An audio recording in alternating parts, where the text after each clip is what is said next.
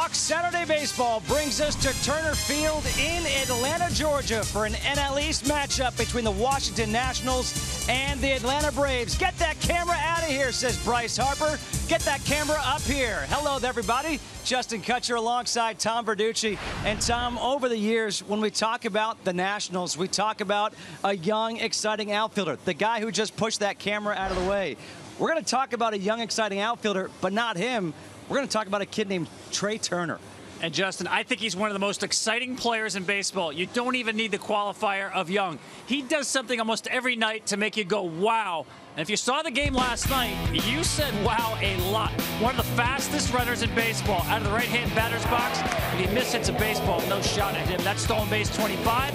And right after that, number 26. How about power? Yeah, he's got that too. That's his 9th home run in just 53 games. This is a guy the Braves know how good he is. Look at that, 24 hits in 11 games. He's a true five-tool player. At this point, I have to point out that Turner Field, in its last year, was named for Ted Turner, not Trea Turner. And this is a kid who was drafted as a shortstop playing center field and playing a really good center field. The Braves, they're looking towards next year, trying to build some momentum going into their new ballpark. The Nats, they're trying to build some momentum heading towards the postseason. First pitch coming up on Fox when we come back.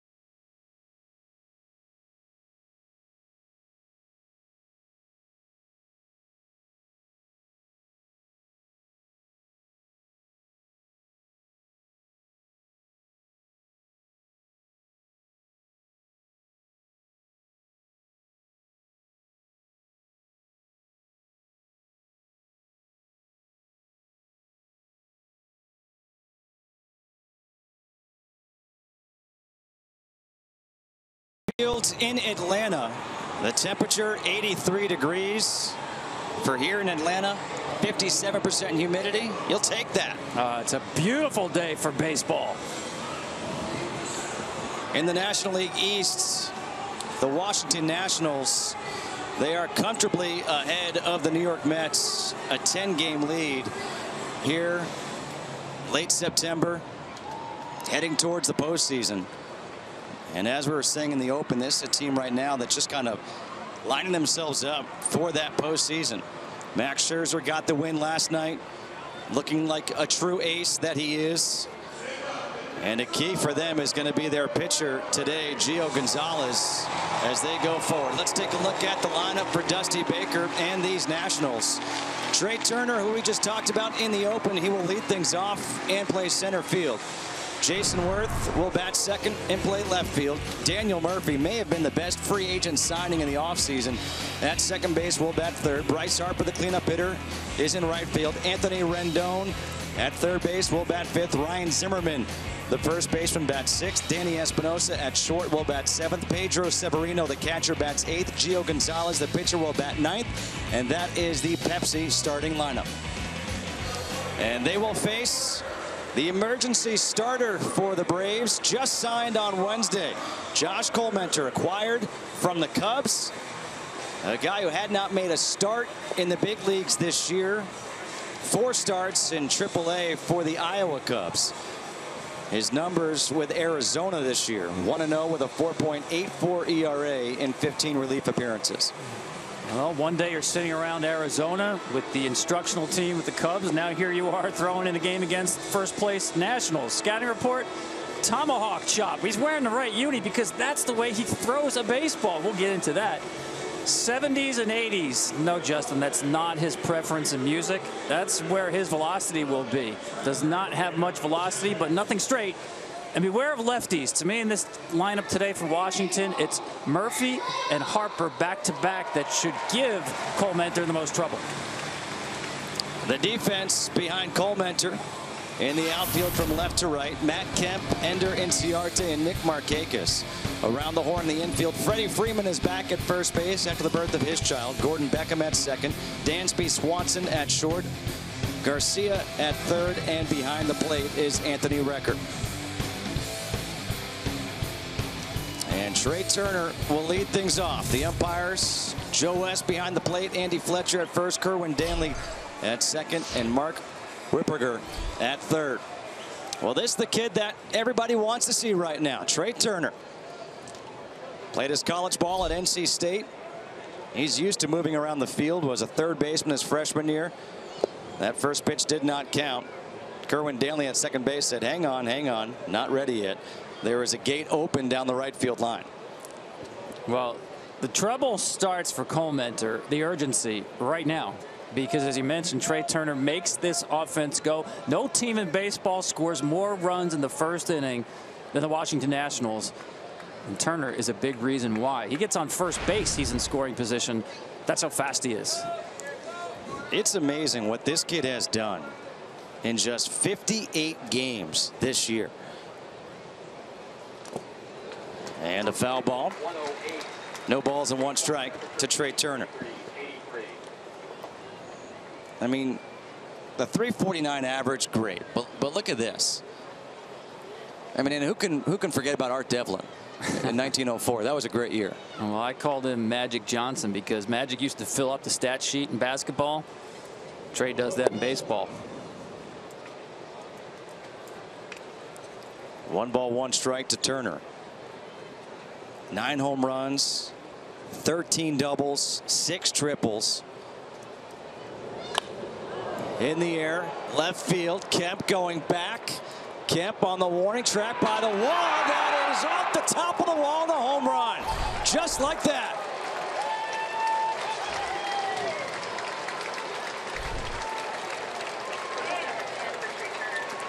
Living up to the hype is Trey Turner here in the first.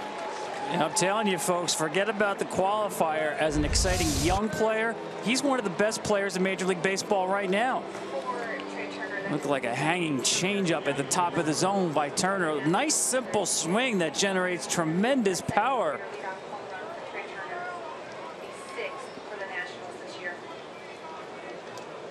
He can't believe the ball carried out. Surprising power.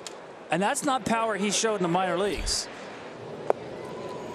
Second career leadoff home run for Trey Turner, now in his 59th career game. Jason Worth takes the pitch for a strike. 1 ball and 1 strike. Worth on the season, .249, 20 home runs, 63 RBIs. Was talking with the Nationals broadcaster, color commentator F.P. Santangelo last night. and he said, Trey Turner, he's good. He's like Ricky Henderson, difference-making good. And that's a huge compliment, because Ricky Henderson, greatest leadoff hitter of all time. And we're not going to put him up there. But the point is, this kid is a special, special talent. Well, he was getting back at me because I shortchanged him. I said when he was on first base, he was in scoring position. In the batter's box, he's in scoring position. In the minor leagues, 19 home runs and a little more than 1,000 plate appearances. And now 10 already in less than 300 plate appearances. A 2-2 to Worth, foul tipped into the mitt of Recker. And there's the first out, a strikeout for Cole Mentor. And you know, I've actually spoke with some organizational people this year, not just in Washington, other places, who've now talked about profiling minor league players to the big leagues. The ball is so much more livelier in the major leagues that they are telling their scouts, when you're putting projections on minor league players, you now have to add to the power numbers. And Trey Turner example, Gary Sanchez, of guys who are putting up better power numbers as big leaguers. Murphy, first pitch, ground ball to second, easy play for Gordon Beckham. 2 away now. Let's take a look at the keys to the game, sponsored by the Lincoln Motor Company. I'm going to set a record for brevity here. Turner and Field. In Washington, yeah, you saw it already. Trey Turner is the key to this team. And for Atlanta, you know, I said Field because Cole Mentor is a guy who's not going to strike out a lot of people. The ball is going to be put in play. Defense becomes very important behind him. Just can't put anybody in the first row of the left field bleachers. 2 outs now for Bryce Harper.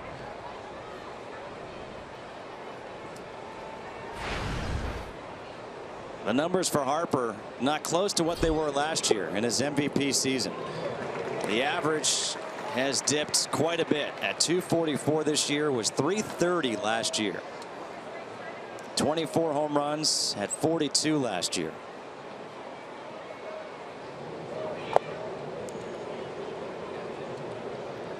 And it just seems like you're waiting for Bryce Harper to be Bryce Harper. And you talked about Washington getting ready for the postseason. Harper, Zimmerman, the keys offensively to get them going. And the starting pitcher today, Gio Gonzalez, the key as far as the pitching staff.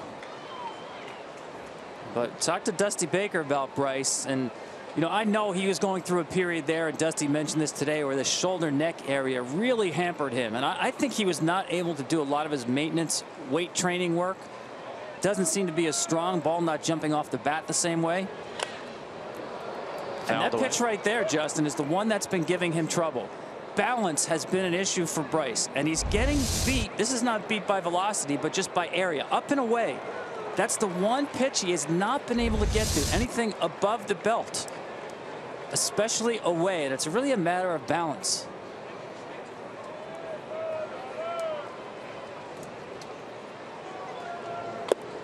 And he gets him with a changeup. So 2 strikeouts in the inning for Cole Mentor. But Trey Turner does damage here, leading off just enough to get it out. It's 1-0 Nationals as we go to the bottom half of the first.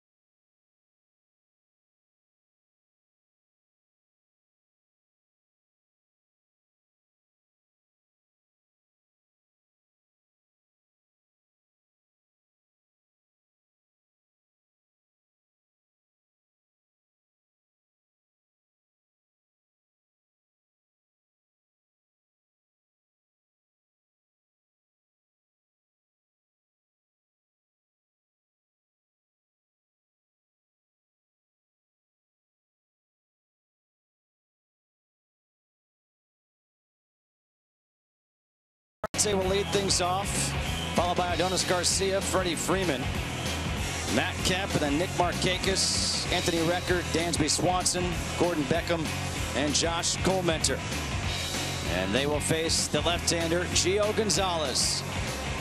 11-9, a 4.27 ERA, 53 walks, 155 strikeouts, and 164 in the third innings. And the scouting report on Gio.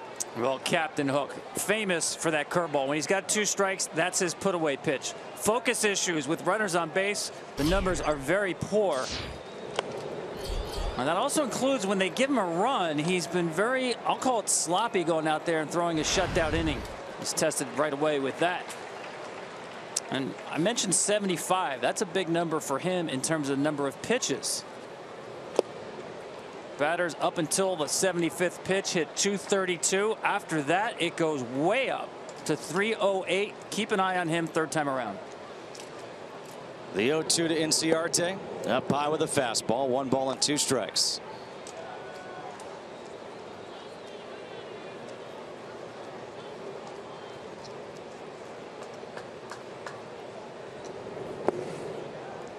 Two balls and 2 strikes. That's the chase curveball. That's his go-to pitch with 2 strikes. Bounced, or in that case, the sweeping one to try to get the chase swing and miss.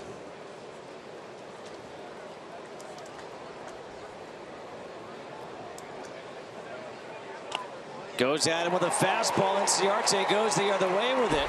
Takes a turn. Worth comes up with it. And Inciarte has an opposite field leadoff double.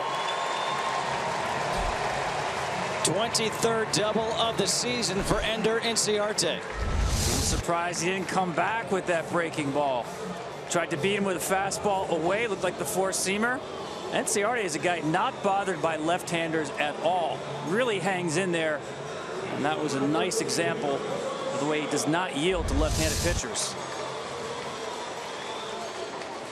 Well, you mentioned it, those innings after getting the run. And Ender Inciarte and Trey Turner. These two guys have been hot. Now Adonis Garcia.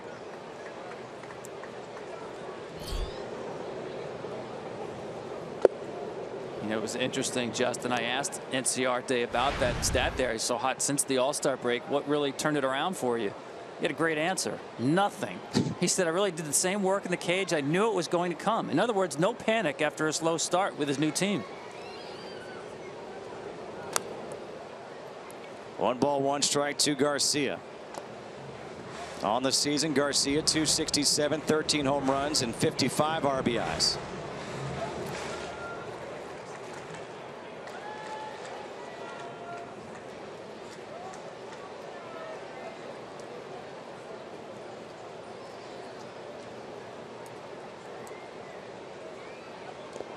And that hits Garcia. So not the start that Gio Gonzalez was hoping for.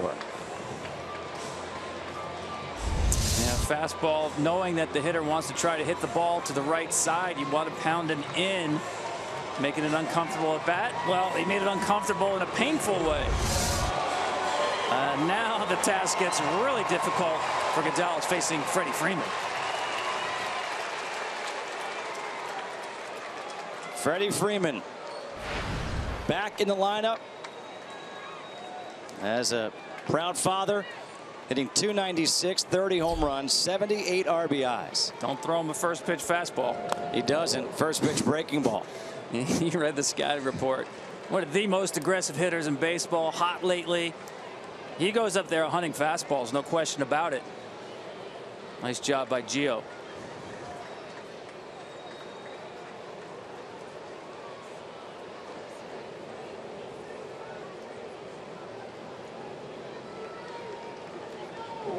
There's a fastball, and it's pulled foul. 0-2.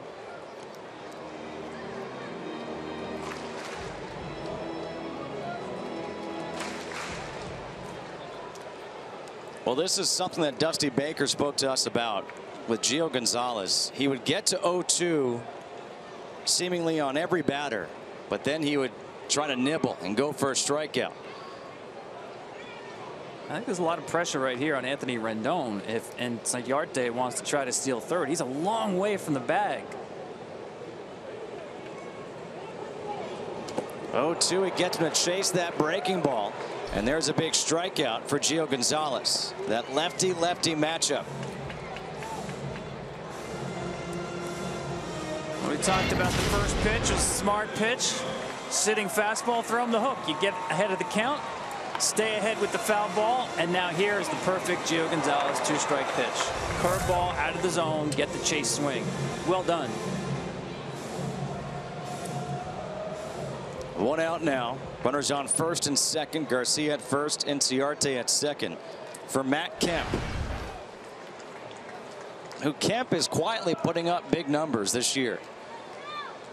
31 home runs, 99 RBIs, and there is a spin and a throwback to second. Yeah, Inciarte was going. He thought he had Gio timed. Now look at 3 pitches on Freeman. He was going until he put the brakes on in a hurry.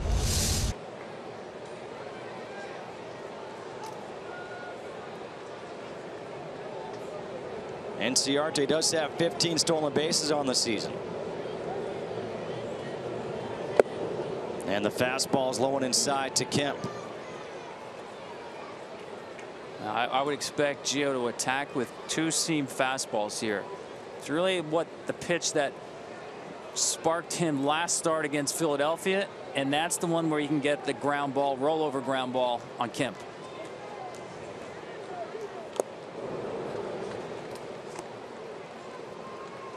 One ball, one strike.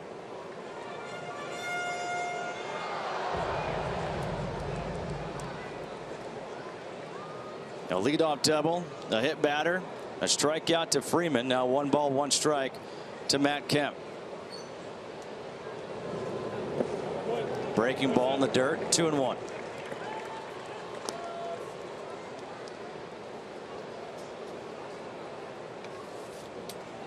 You mentioned his trouble with runners in scoring position. The batting average .331 against Gio.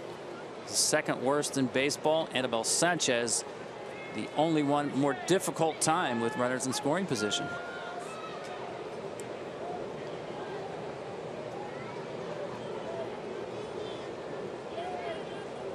Inciarte dancing off the bag at second, and Gonzalez has to take a look.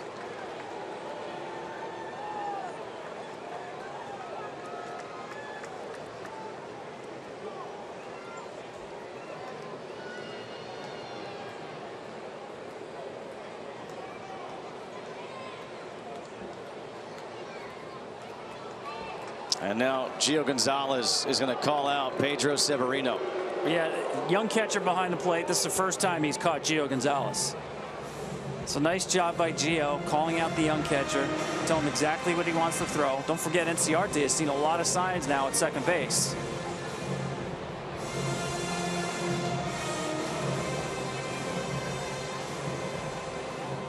Mike Maddox, the pitching coach, has worked a lot with Gio Gonzalez.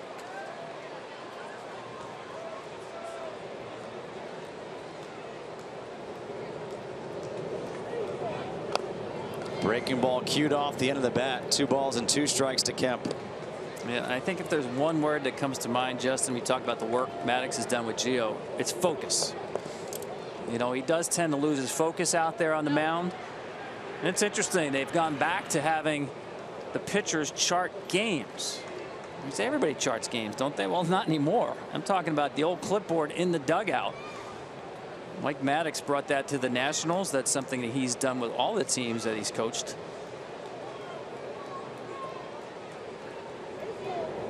Two-two curveball, and he gets Kemp swinging. So back-to-back strikeouts from Gonzalez on Freeman and Kemp. Typically, the 2-strike curves are out of the zone. This is a curveball in the zone that gets Kemp way out in front.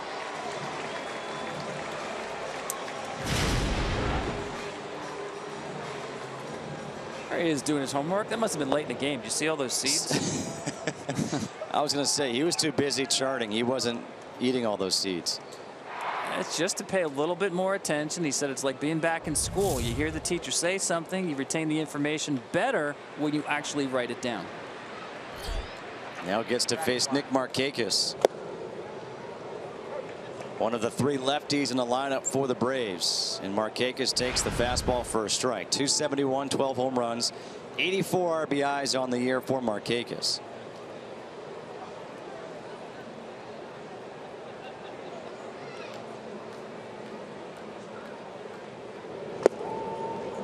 Fastball pushes him off the plate.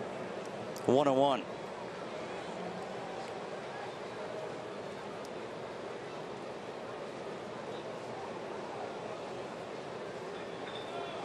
I will say this about Gio Gonzalez, one of the most relaxed starting pitchers I've ever seen. Spins a curveball up there, misses. 2-1. He was doing interviews in the clubhouse before the game. Yeah. You never see that. Never. Today's starting pitcher. He is one cool customer. Walked by you, patted you on the back.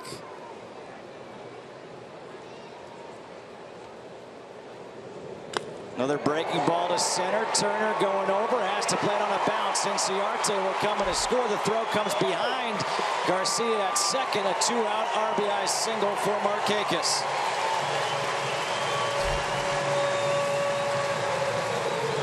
Wow, that curveball nearly got him out of jail. It got Freeman, it got Kemp, but it didn't get Nick Markakis. Good AB by Markakis. Good contact hitter. Again, a curveball that stays up in the zone.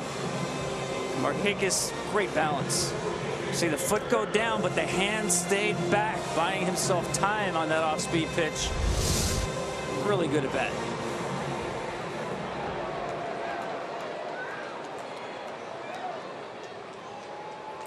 One, first and second, 2 outs for Anthony Recker.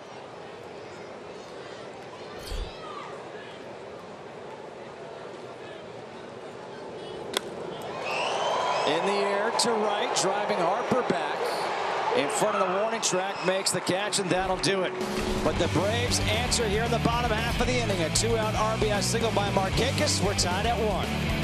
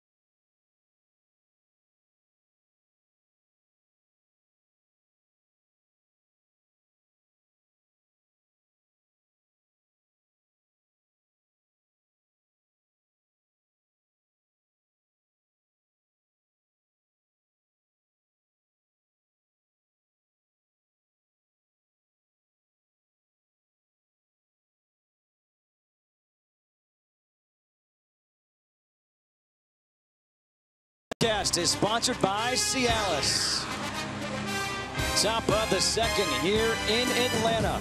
1-1 ball game, Nationals and the Braves. It'll be Rendon, Zimmerman, and Espinosa against Josh Colmenter. Anthony Rendon, 277, 18 home runs, 78 RBIs. Also has 37 doubles on the season.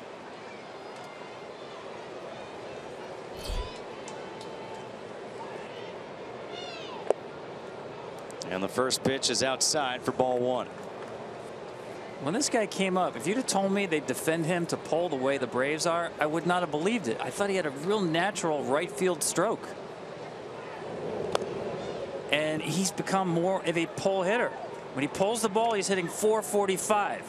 When he hits the ball the other way, which really isn't that much, just 260. And to me, I thought as a rookie when he came up, reminded me of David Wright with a natural stroke the other way.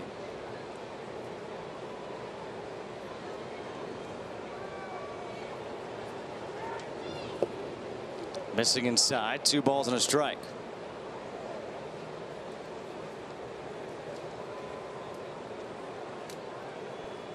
Rendon much better after the All-Star break. High and outside, 3 balls and 1 strike.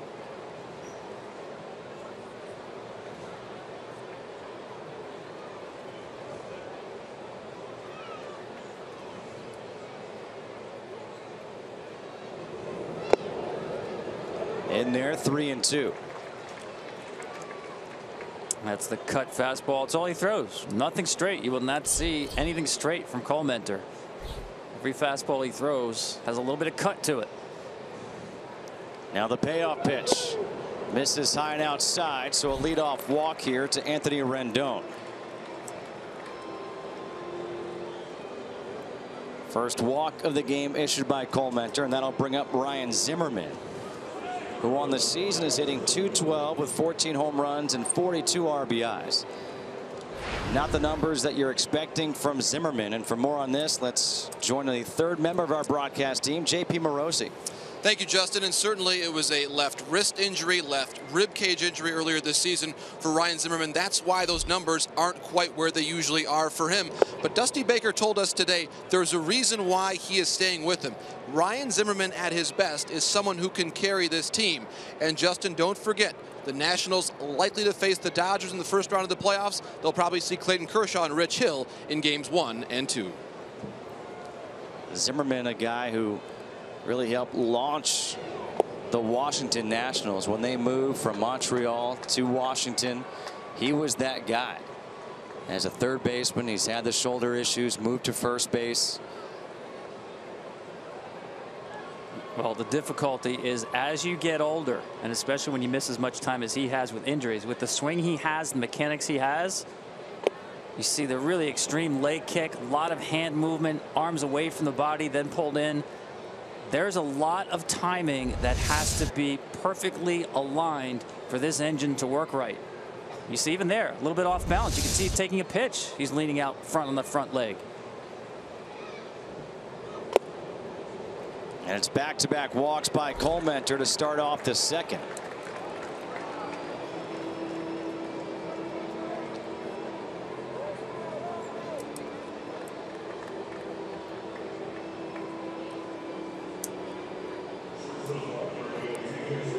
Now Danny Espinosa will step to the plate. Espinosa, 214. The average isn't good, but the power numbers, 21 home runs, 63 RBIs from the switch hitting shortstop.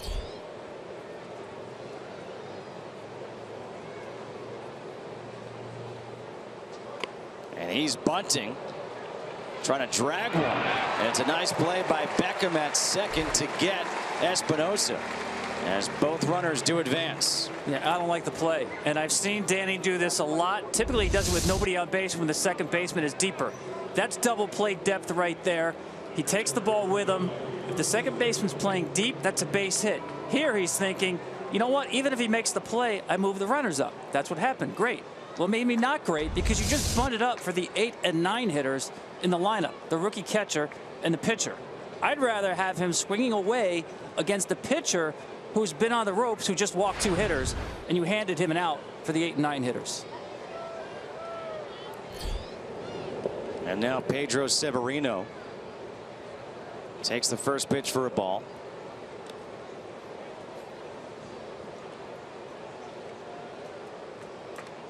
Now let me ask you this. I love where you're thinking and where your head is at. If you're the Braves right now, how careful are you with Severino? You've got Gio Gonzalez on deck, who's not a bad hitting pitcher. But he's a pitcher. But he is a pitcher. And then Trey Turner in the hole. Well, this is why I don't like young players in the 8-hole, and I'm glad the Braves don't do that with Dansby Swanson. Very difficult for young hitters to understand when you're getting pitched to and when you're getting pitched around, when to expand the zone and when to stay in your zone, because that is situational dependent with the pitcher behind you. Severino right here is just going to be handed a 3-0 count. Nothing's really even tempted him to swing.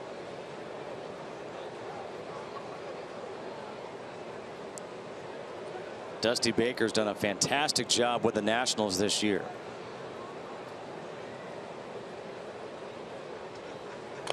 Swinging away on 3-0. Yeah, I like it. I mean, it wasn't a great pitch to go hacking at 3-0, but again, pitcher behind you. I have no problem with having him swing. That was not a good pitch to swing at. He's got runners on at second and third. Gonzalez on deck. 1-1 ball game, top of the second.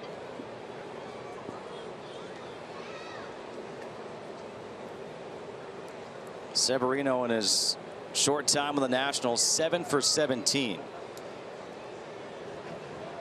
And now timeout. Recker will go out and speak with Cole Mentor. That's another battery that has not worked together. Obviously, Cole Mentor just showed up here on Thursday through a bullpen session on the day off.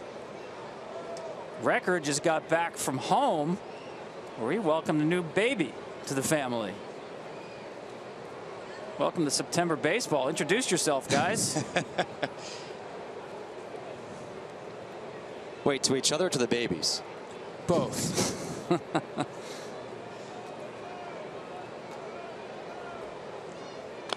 3-1. Fouls it back. Now 3 balls and 2 strikes.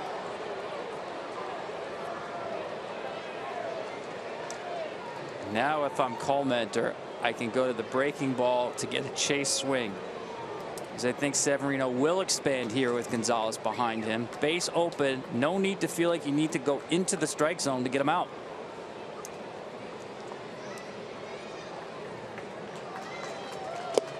Goes up, check swing. Did he go? He did not, says first base umpire Andy Fletcher, and that is the 3rd walk of the inning for Josh Cole Mentor.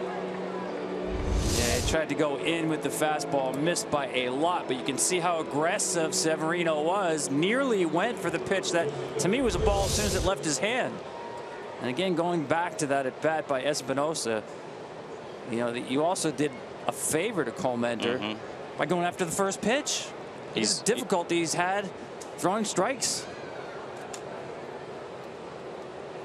And now if you're Gio Gonzalez, I mean, do you take a strike with the issues he's had with his command? Do you make him show that he can throw a strike to you, or do you just get up there and hack away? Yeah, I would say hack. You know, pitcher not as comfortable hitting behind in the count. The first pitch you may see may be the best one you see in the at bat. So I would not concede a strike for a guy who's desperate for a strike.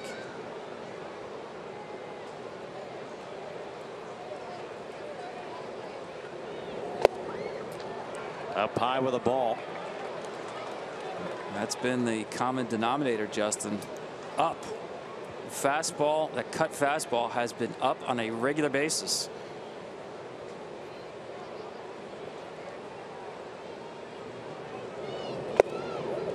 There is a strike. 1 ball and 1 strike to Gonzalez. It was a leadoff walk to Anthony Rendon, a walk to Zimmerman. Espinosa bunting for a hit. Grounded out to Beckham at second. Severino walked, and now it's 1-1 to Gonzalez. Big swing by Gio. 1-2. Well, Gio had his hero hack right there. Now it's about just put the ball in play. Try to make contact here.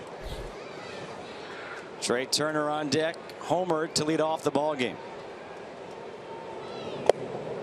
Outside. 2 balls and 2 strikes. Honestly, the job right now for Gio Gonzalez is make sure Trey Turner gets to hit this inning. Yeah, don't hit into a double play, right? You'd rather just see a strikeout. Just make sure Trey Turner gets to hit. Popped up. Foul territory. Going back for a look is Wrecker. And this will reach the seats. And that fan, you got to put down the beer. Two hands. Well, Two hands. Guy's thirsty. Cut him a break. This ball barely gets on the other side of the net. Well, thankfully, nobody was harmed. And he still has the beer.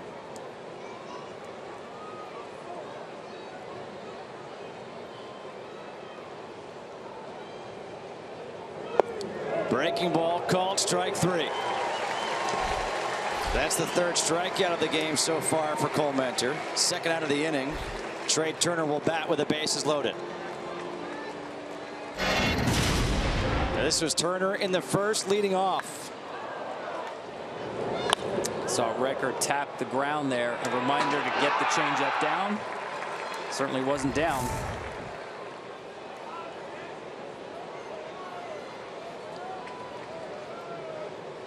Apparently he's not the only Turner who likes playing here at Turner Field. And last night the country music star Josh Turner was here. Is he bigger than Trey Turner? Depends who you ask. Dusty Baker? No. On the outside corner with that cutter. 1 ball and 1 strike. Well, Trey Turner at Turner Field, 4 home runs and 13 hits. It's the most in any visiting ballpark for the rookie.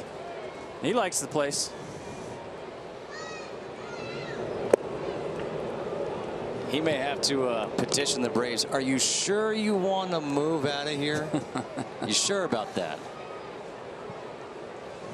Goodbye to Turner Field. 1 more week left. 7 more games after this one.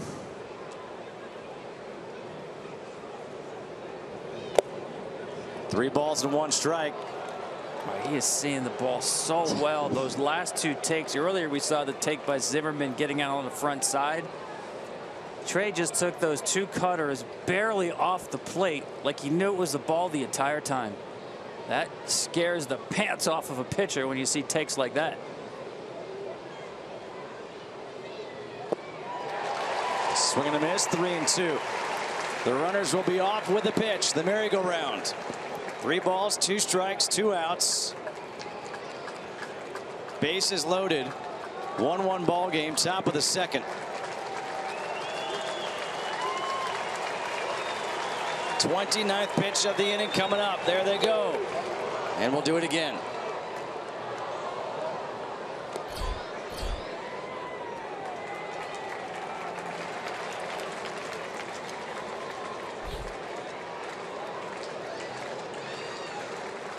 Three walks in the inning to Rendon, Zimmerman, and Severino.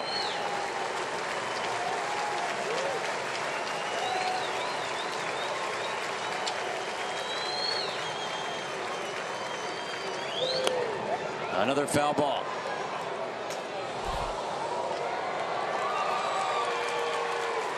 That cutter remains up in the zone. Like Trey was a little angry with himself for taking a hack at that one.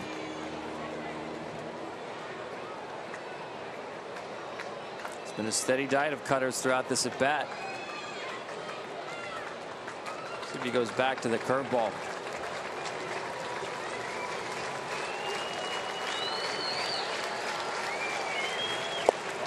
Got him swinging. A big strikeout by Cole Mentor. Leaves the bases loaded. We go to the bottom of the second, still 1-1.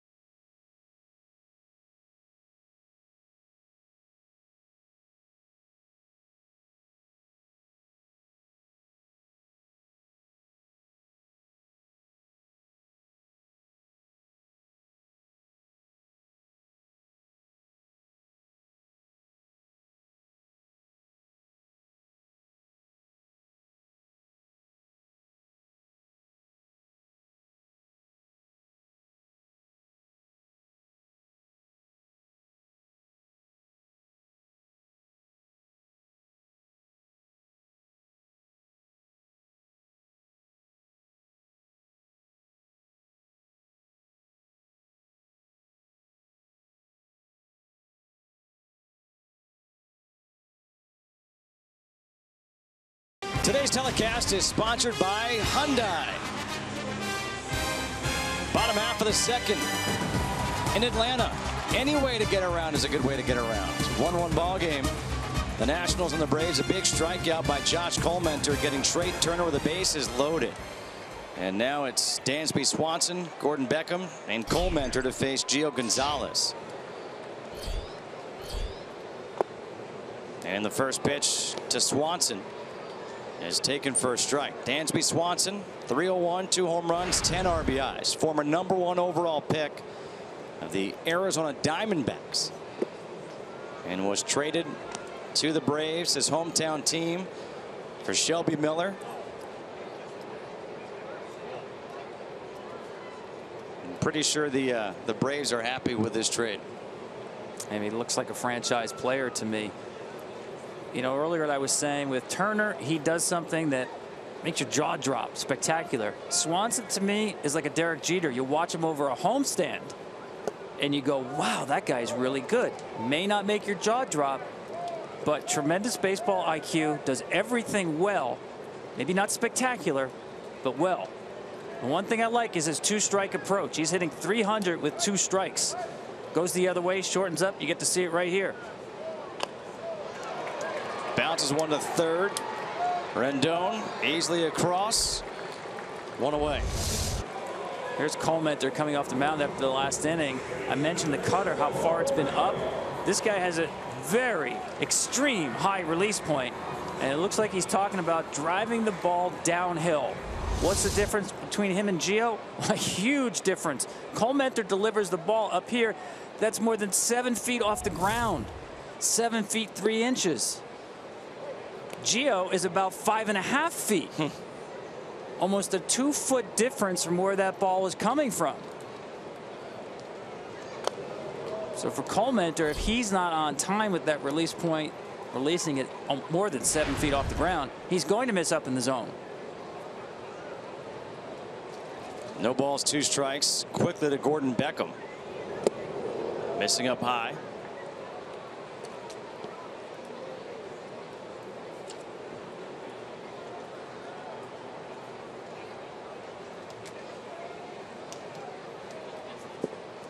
Inside, 2 balls and 2 strikes.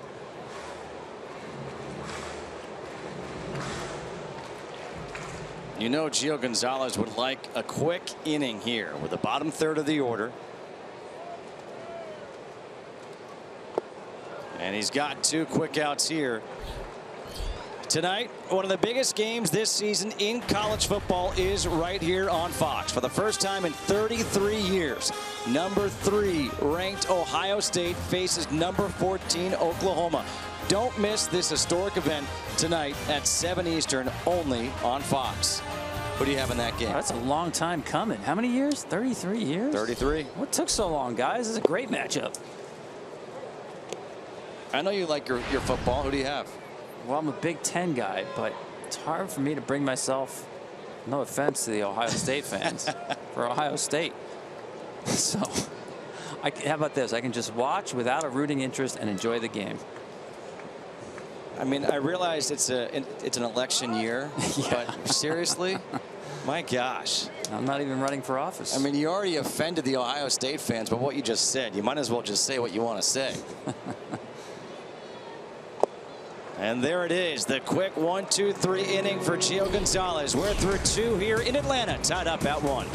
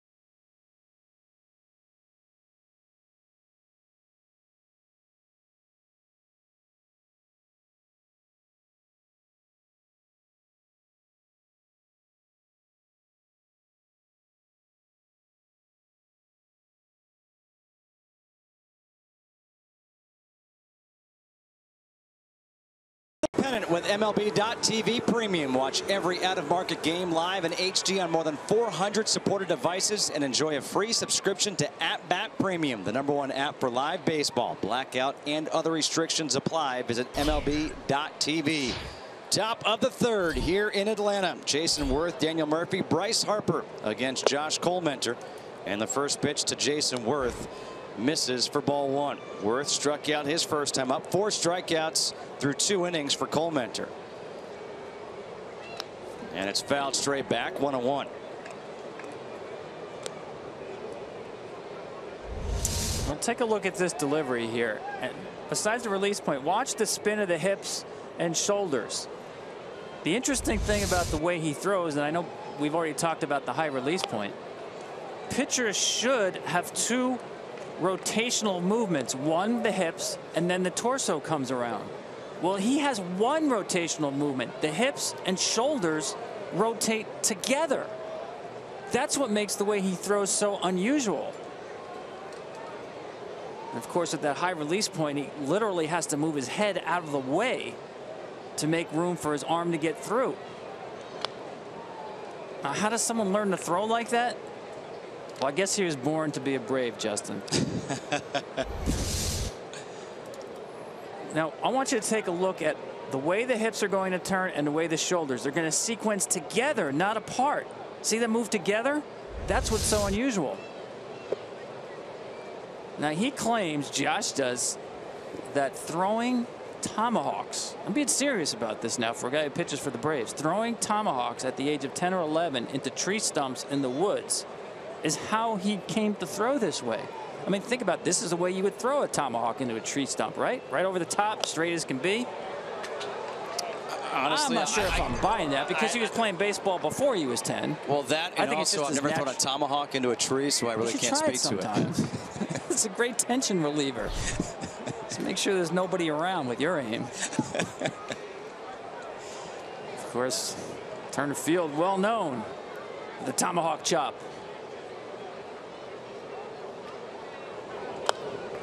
Worth fouls it off again, stays 2 balls and 2 strikes. And by the way, he was doing that in the woods of Homer, Michigan.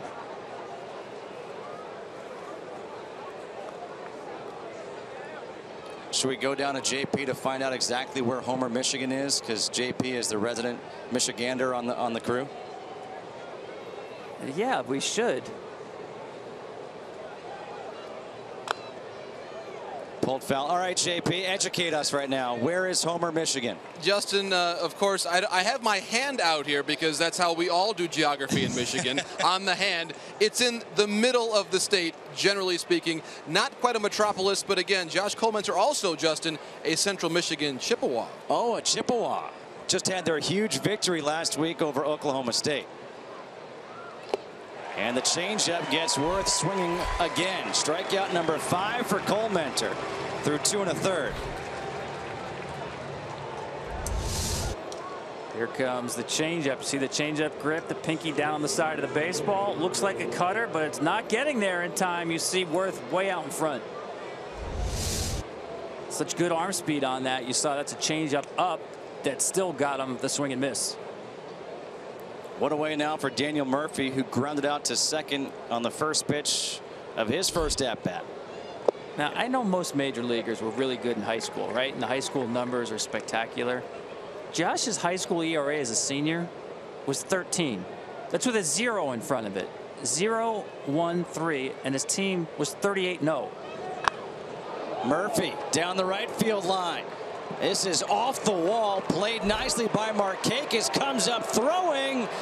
The tag not in time. Murphy just getting in there. Let's see if we have a challenge. And Murphy is not getting up yet.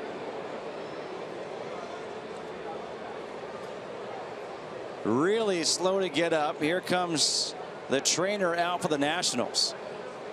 It was a great throw by Markakis. Swanson tried to deke Murph, but Murph knew there was going to be a play here at second. He knows Markakis throws really well, gets rid of it quickly. Boy, just another reason why I'm not a fan of head-first slides. So many things can go wrong. Not sure what happened to Murph right there. It's instincts. A lot of players, when it's a close play, will go in head first. When they know they've got the bag, they go in feet first. Pure instinctual.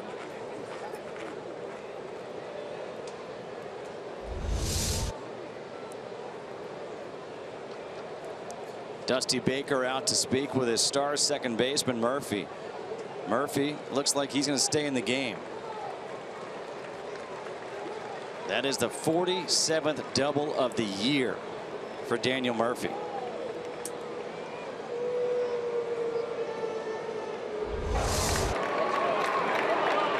wasn't a great job cutting the first base bag. You saw him not hit the corner of the bag, but hit the top of the base. Kind of got caught in an off stride while watching the ball in the corner. So that ties a franchise record with Ryan Zimmerman, and here's Bryce Harper, struck out his first time up.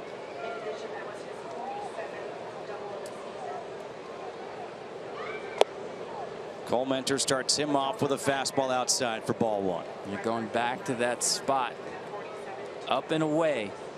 Bryce, when he hits, even when he's going well, that front shoulder will come up and out. Makes it more difficult for him to get the pitch up and away. Breaking ball in the dirt, 2 balls and no strikes. You know, it's funny. You look at Bryce Harper and you think this guy's a veteran, right? He'll be 24 on October 16th. We talk about Trey Turner, this young stud. Trey Turner turned 23 on June 30th. They're both 23 years old. It's just amazing. We do forget how young he still is. There were 10 players in the Futures game this year older than Bryce Harper.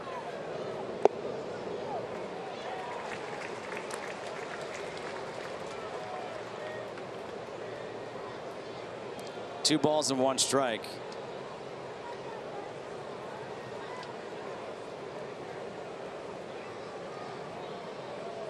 A 1-out double by Murphy. 1-1 ball game, top of the third. Outside, now 3-1.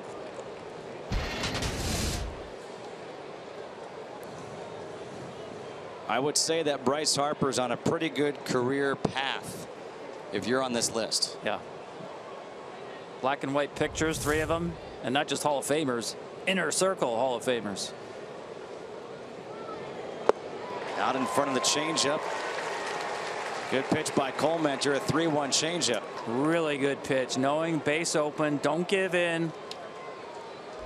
Cut fastball has been the go-to pitch. You see the 3 fingers on the change, and good fade movement on this, working away from Bryce.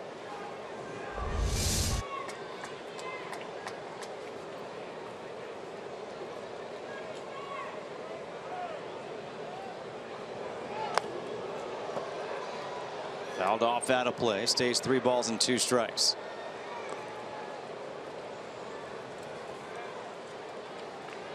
It's been a week since his last hit, Bryce Harper. Still taking plenty of walks. Well, right here, he'll take a bloop.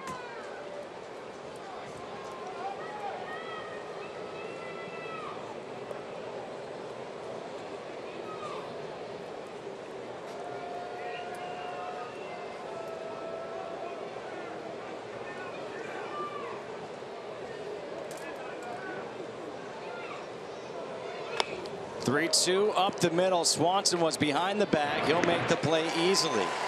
Over to third base goes Murphy. 2 away here in the third.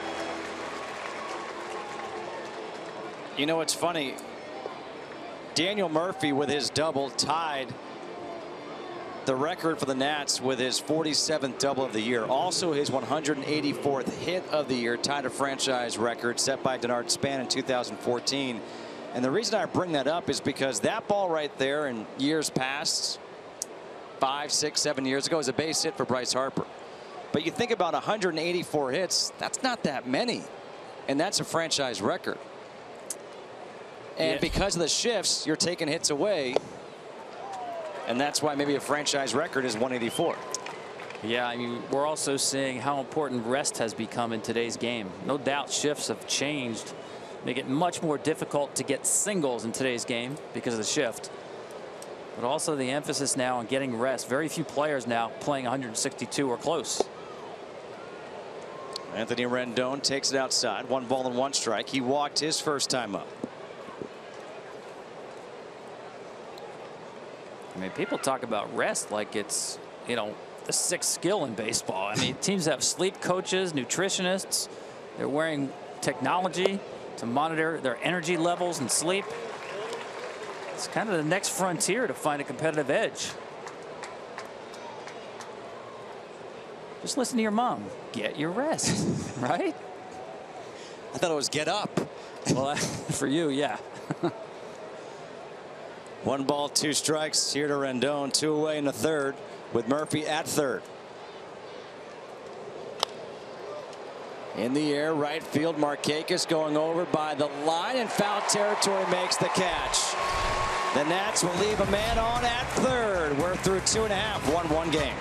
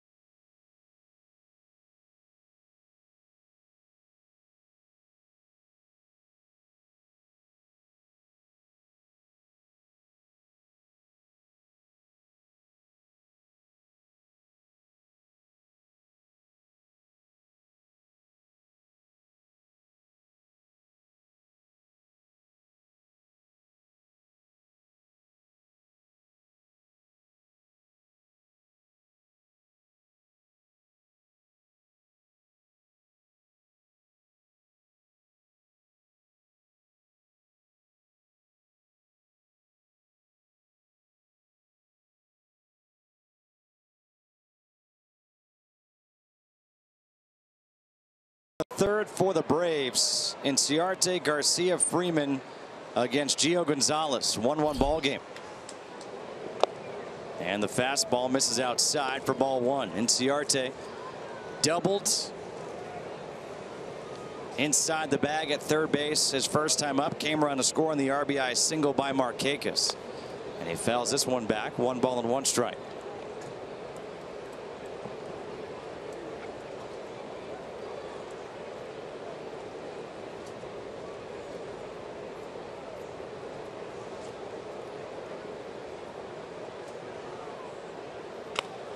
Goes the other way again.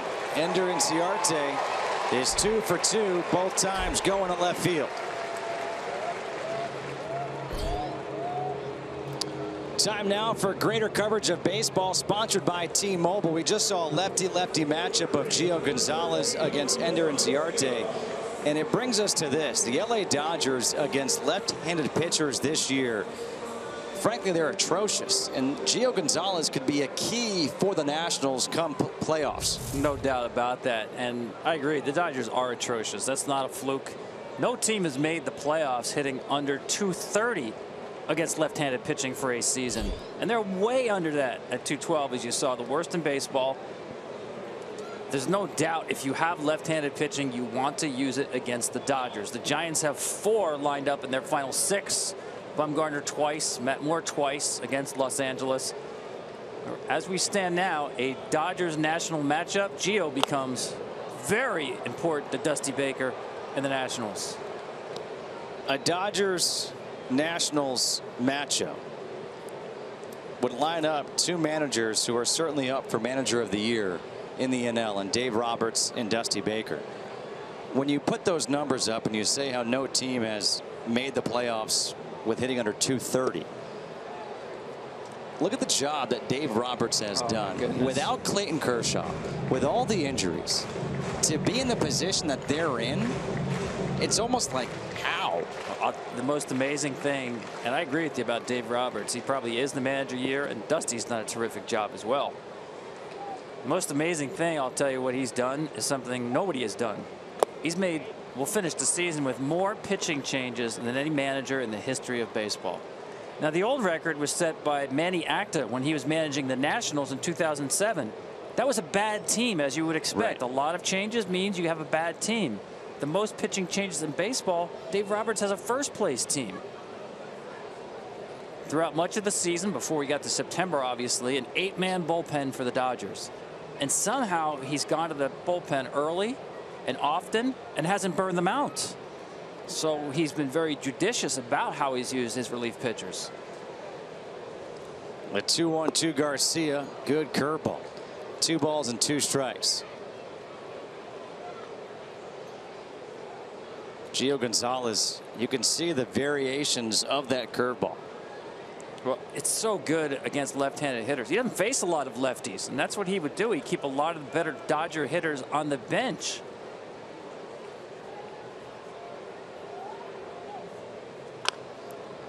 Pulled foul. Stays 2 balls and 2 strikes.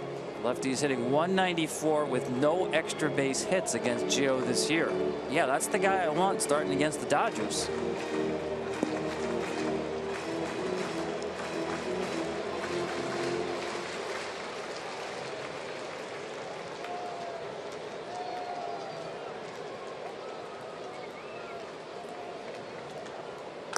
Breaking ball pulled to left field. Worth going towards the corner. This is a foul ball.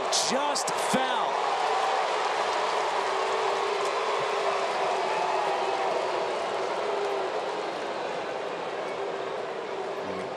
Thought this ball had a chance of going out. Nice effort by Worth. How far was it foul? Good call. Matter of inches.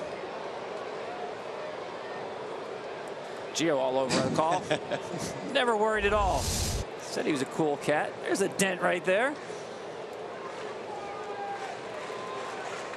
Mark Ripperger with the call down the third baseline and left field line. Textbook umpiring right there. Get yourself set. You make yourself like a camera on a tripod so the head's not moving, looking straight down the line. That's the biggest thing. Getting a call right, getting yourself in position. Mark definitely in position on that call. And by the way that ball carried, I mean, we could have a whole topic of conversation right now about how the ball is just flying and there's something going on with the baseball, because Garcia was out in front of it and that ball almost went out.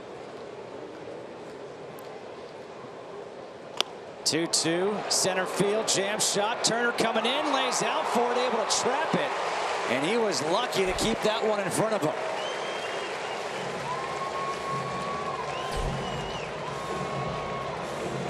You know, lucky and good, though. I want you to watch his glove. You see Garcia gets jammed on this. There's a point where he realizes he can't get it, and now it's about not catching the baseball, but trapping the baseball. See him now cover the baseball? That's a nice adjustment. Let's face it, for a guy who's a natural shortstop.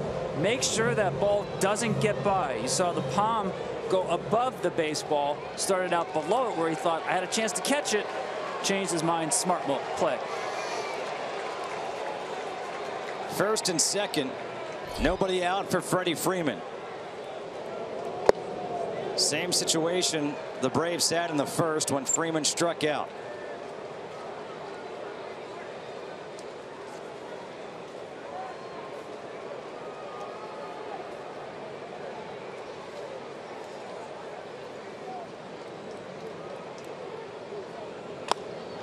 Freeman Hits it through the vacated hole. Here comes Inciarte to score. RBI single for Freeman. And it's now 2-1 Atlanta. Yeah, I don't get it. I understand shifts. They have to be used situationally.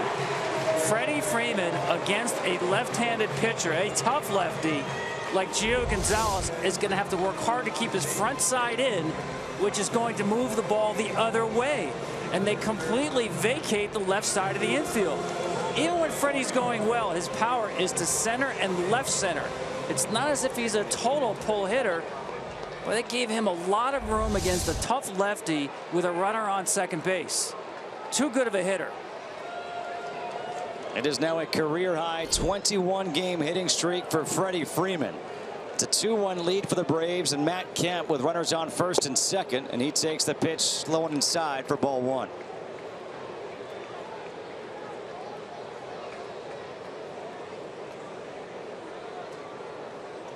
A strikeout back in the first for Matt Kemp.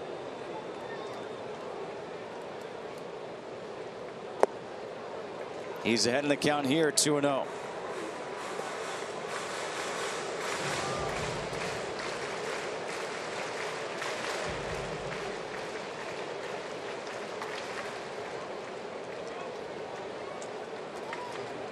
Three straight singles to open up the inning for Atlanta. A bloop to right, make it 4. Harper comes up throwing. They're going to hold the runner. Garcia hobbles his way back to the bag at third. The bases are loaded after 4 straight singles.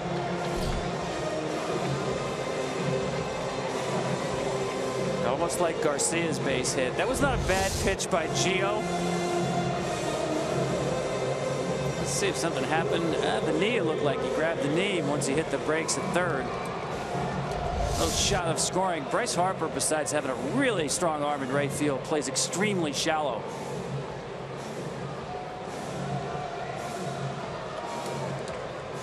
But that pitch jammed Kemp. He did a nice job fighting it off the other way. A little bit unlucky for Gio. Mike Maddox out right away to speak with Gonzalez. The trainer out to check on Garcia. A tomahawk chop here in Atlanta. They're doing the Cole Mentor. Every time I come here to Atlanta and I hear this and I see the tomahawk chop, I can't help but think back to 1991 when that really started coming back, when the Braves made their run to the World Series. That fantastic World Series against the Twins. Now Markakis hitting with the bases loaded. Nobody out. He had that 2-out RBI single in the first.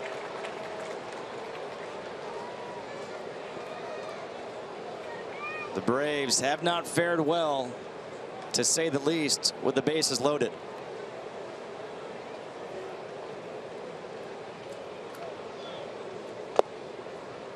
One and one.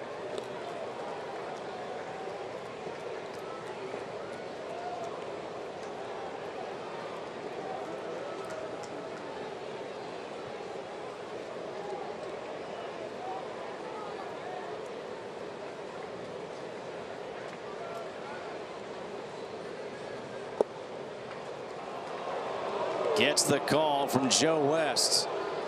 No bigger call in baseball than the 1-1 pitch. No call flips a count and at bat more than whether 1-1 is ball or strike. This is borderline pitch. Two-seamer down and away. Might have been down. Severino, you saw him bring it up. Now he gets to bounce his curveball if he wants. Jam shot to third, steps on the back, throws to first for a double play. The run does score Garcia. But a nice play by Anthony Rendon for a 5-3 double play. Very nice play. Great footwork here. The ball takes you to the bag. Don't think about home. Think about the 5-3 double play. Once he got the out at third, you have to go to first because now Garcia was right in his throwing lane. There's no way he's going to turn and throw home there. Nice footwork, nice throw, Anthony Rendon.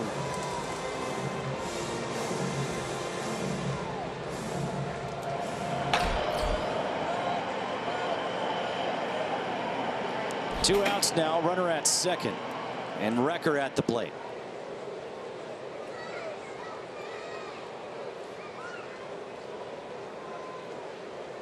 Anthony Recker flew out to right field his first time up. Gets into one, center field. Turner going back. Turner by the track makes the catch, and that'll do it. Recker gave it a ride, but the Braves get 2 in the inning. They now lead 3-1.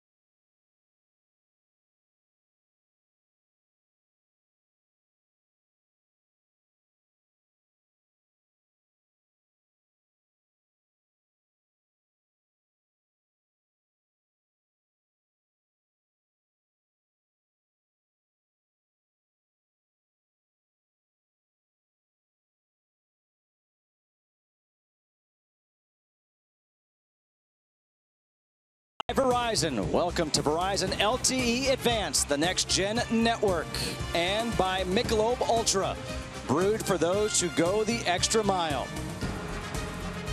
Here in Atlanta, top of the 4th we go. The Braves now leading the Nationals 3-1. It'll be Ryan Zimmerman, Danny Espinosa, Pedro Severino to face Josh Collmenter. Zimmerman walked his first time up. In a 3-1 ball game, Justin Kutcher alongside Tom Verducci, and Zimmerman first pitch swinging, singles to left center field. We're joined now from the Nationals dugout by last night's starting pitcher and winner, Max Scherzer. Max, thanks for joining us. We appreciate it as always. Hey, thanks for having me on, guys. We're going to talk, obviously, some baseball, talk some fantasy football with you because we know how big you are into that. But let's start off with baseball first, and just what you've been able to do here in your time with the Nationals. And this year, we're showing your record 17-7 at 2.78 ERA. The transition back to the National League for you last year, now this year, what has it been like in year 2 for you back with the Nats?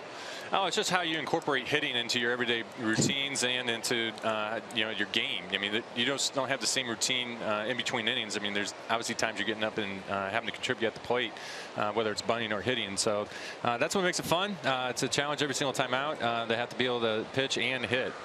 So what league do you like better? I like them both. I really do. Come on. I really Pick do. one. No. I don't. You realize he was listening to you I know. from earlier. I mean, these PC correct answers, answer. my gosh. No, because I really enjoy hitting. I also really enjoy the DH. I mean, just having the fact that you have to go out and face a lineup of that caliber with those type of hitters. I mean, that's a real challenge. And so, honestly, I like both. I just, I've always said, hey, I wish it was underneath one rule. Max, last night, Tom and I were watching the game, and there are moments where you just get so fired up, and I said I just love it. I love that mentality that you have. And it's funny, you talk to you right now, you talk to you in the clubhouse, and it's this easy demeanor. At what point does that switch kind of flip and you have that competitor in you, and you have that bulldog mentality? I'd say it's about 45 minutes before I start going out to warm up. That's when I take my time to completely get locked in and get in the zone. So at any point in time during the game, I can just flip the light switch on and really go down and try to get my best. So it's just one of those things I've learned how to control and harness over the years, and I feel like I keep getting better at it to understand when to use it and when not to use it, more importantly. Well, Max, I remember when the Diamondbacks traded you years ago now, some concern about the way that you threw and whether you would be a repeater as a starting pitcher. Well, 8 straight years now. There goes the runner from first. Zimmerman, the throw not in time. A good tag. Look at that speed. By Swanson. Speed, baby. Let's have a match race between him and Trey Turner. What do you say? No chance. No chance. That's 31 years old, still got it. Number 4 for Zimmerman. And they may want to take a look at this. Zim's going to try the head first slide to get in here. Does he get in? Nice tag by Swanson. Quick hands. I think he's in. What's it look like, guys? I can't see it. He's in. No challenge. So I'm asking you about repeating because we put up your numbers. What really stood out to me, another year, 31 starts, lead the league in innings pitched, 8 consecutive years, 30 or more starts, Max. And it looks like this time of year you're getting stronger. What's been the key for you to be so durable? Everything. Everything goes into it, guys. I think the way you work, excuse me, these seeds all over me. You know, teammates love having fun with me. No, just the way you work, the way you prepare, understand your arm when you can crank on sliders at certain times and when you can't, and just having that mentality that you have to go out there and pitch every single time, and you're willing to do whatever that takes, you know, in between starts to make sure that happens. And I feel like that's an important part of something I've been able to do and be consistent with that. Severino at the plate. One away here. We're talking with Max Scherzer in the 4th. Max's overall record 122-69. 6 career complete games. Max, we talked about Trey Turner just a minute ago when Tom just mentioned a foot race as Severino lofts one to left field. Easy play for Kemp. What has it been like watching Trey since he's come up and joined the team? Oh my God, it's unbelievable. When you see this guy, I mean, the first game we call him back up this year, he gets 4 hits. I mean, everything he does, he touches the ball. I mean, he's got his fingers everywhere every single time he touches the game. Whether it's on the bases, whether it's defense when we're asking to play center field, he can run down balls. He always finds a way to impact the game, and that's like the biggest compliment you can give as a player. Max, anybody he specifically reminds you of that you played with or against? Ooh, that's a good question. I mean, he's his own guy. I mean, it's Trey Turner. I mean, a skinny guy but that fast, but he actually has that much power with him. I mean, that's a scary combination. I mean, that's some of the best in the game. He has that skill set so far, what he's done in his early career. It'll be interesting to see how the pitchers try to adjust to him because I also know he's a smart hitter and he can make adjustments as well.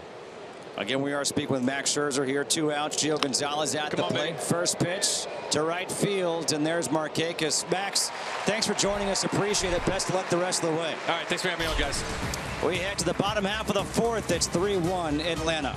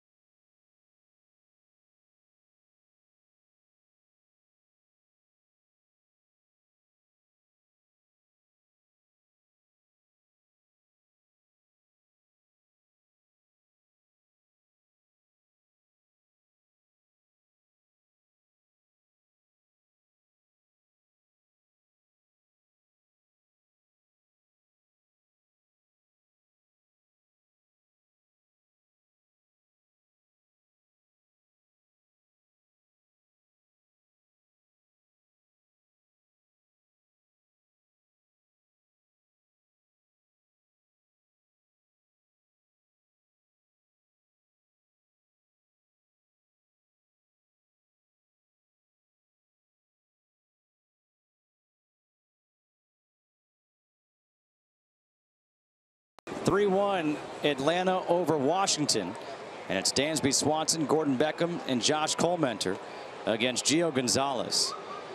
It was this bottom third of the order when Gonzalez had his 1-2-3 inning in the second. Swanson grounded out 2/3 his first time up, and he takes the first pitch curveball for a strike.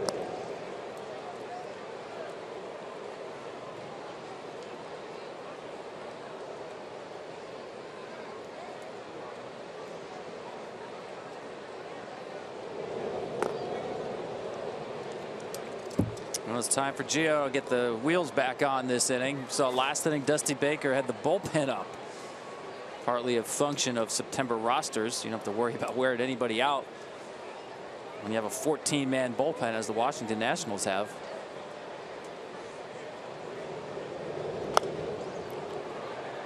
What are your thoughts on the September call-ups and the expanded rosters at a time when there are pennant races at stake?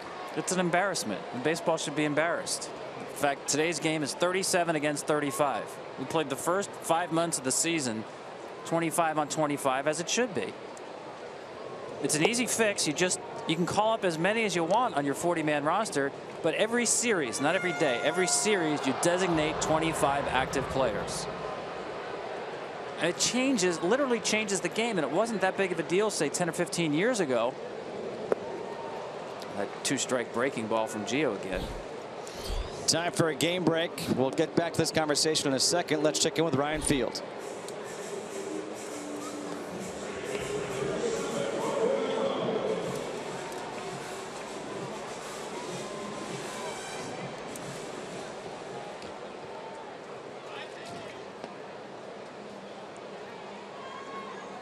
Amazing what Gary Sanchez, what Trey Turner have done in short times up this year in the big leagues with the Yankees and the Nationals respectively. 15 home runs for Sanchez, 10 home runs for Trey Turner. I mean, that's just, it's crazy. He's just been a beast, and what's really impressive too is how well he's played defensively. He's got a cannon for an arm behind the plate. Beckham takes the pitch for a strike, 1-2. But, you know, back to the rosters, you know, 10 years ago, teams might call up 4 or 5 guys. Now you're seeing 10, 11, 12, 13 being called up and being used. Why? Because the game has changed dramatically in the last 5 years to a game of specialized bullpens, hyper specialized bullpens. And these pitchers that are getting called up are affecting games. I'm surprised they got enough seats out there in the bullpen. Got a quorum going on out there. But that's the difference, is that the way the game is played, the emphasis on relief pitching, they're affecting how games are played. Pennants or postseason spots being decided by expanded roster size. I don't get it. Easy fix. Sharply hit to first. Zimmerman makes the play. 2 away here in the 4th. And I say baseball should be embarrassed because it's something that the general managers have talked about literally for 15 years. Well, also, you know, I've been in meetings with you, with other broadcasters, and they ask the questions to the managers, and every manager says you've got to put a limit on the number of people who are eligible for a game. Every one of them says they're not in favor of the current system. So how have they not made a change? You know, I've heard 2 different responses from general managers I've talked to. One is that there is not agreement among the clubs on how to go about instituting governors on roster size. Do you go every day? Do you go to a 28-man roster? So that can be solved. You just need a leader in the room to say, guys, this is the way we're doing it. Let's take a vote. I've also heard that the Players Association has been reluctant to give away the expanded rosters. Now, I don't think it should be that big of a deal. I think it's negotiable in this next round of the collective bargaining agreement, because you can still give service time to these players you call up. Right. They just would not be active on a daily basis. Colmenter, the 1-2, he goes down swinging. So second time, a 1-2-3 inning for Gio Gonzalez. We're through 4. It's 3-1 Braves.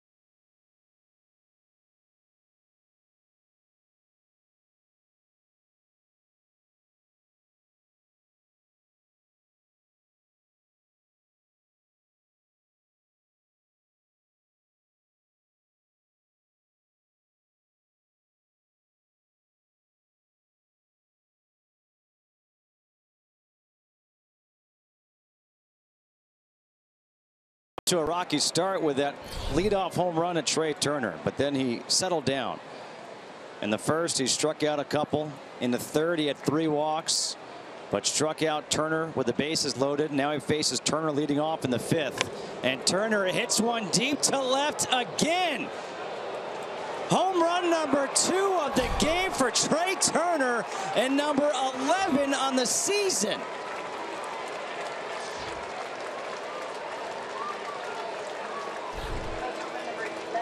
A one-man wrecking machine. Remember how Cole Mentor got him last time on the cut fastball, one after another after another? Well, guess who was ready for it this time? You're not going to get me this time, especially up in the zone. What a beautiful swing he has. He keeps that barrel in this zone for such a long time. Even the finish, it's low finish for a guy with that much power. Right here, boy. That is a high average, big power swing that young man has. 3-2. Second career multi-home run game of Trea Turner's young career. Yeah, take good care of him.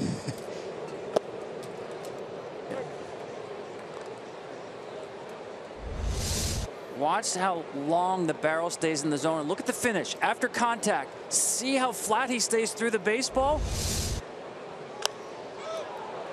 Worth pops one foul out of play. Now this is a better angle where you see the bat path stay straight through the baseball. Completely on balance. Wow. Oh my gosh. Turner Field. He owns the joint. 6 runs. 6 for 7. Jason Worth pokes one the other way, foul. Stays 1-2. You know, it's funny, Tom, you and I were watching last night's game, and we're watching Trea Turner. And I said, I always think it's really interesting when you get a young kid coming up. And again, he's 23 years old, rookie. And he's wearing a number like number 7.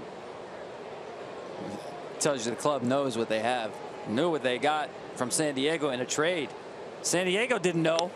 Jason Worth down the left field line, hooks it foul. How do you trade somebody like that with the package of skills he has? Again, I will tell you this about Trea Turner. You can look at him for one day and know you have something special. Padres gave him up. Pretty good smile, too. Pulled foul. Stays 1-2. JP, you've been watching Trea Turner. What are your thoughts on him? Well, Justin, consider this history. Trea Turner is the first rookie in Major League Baseball history in a rookie season of 100 or fewer games with 6+ home runs and 23+ stolen bases. Again, that's ever all-time history of the game in a rookie season of 100 games or fewer. I mean, there's a chance, and I don't even think it's a chance. If he stays healthy, he's going to have 30 stolen bases. Well, again, start throwing out the qualifiers about being young and a rookie, because what we're watching this young man do is amazing. Even with limited experience in the big leagues, the combination of power and speed. Now, he reminded me of Tim Raines, but I think this guy's got more home run power than Tim Raines. So I went back and looked at, by this age, no matter whether you're a rookie or 3 years in, how many guys have this kind of slugging percentage and this many steals? That's it, folks, in the history of the game. Anytime you're on the same list with Shoeless Joe and Ty Cobb, you're going in the Wayback Machine. And the guy right below him there, most recently, Mike Trout. I know there have been some comparisons to Mike. I don't think he's that kind of player in terms of pure power and strength, but all-around ability, he's putting up the numbers to at least get in the conversation.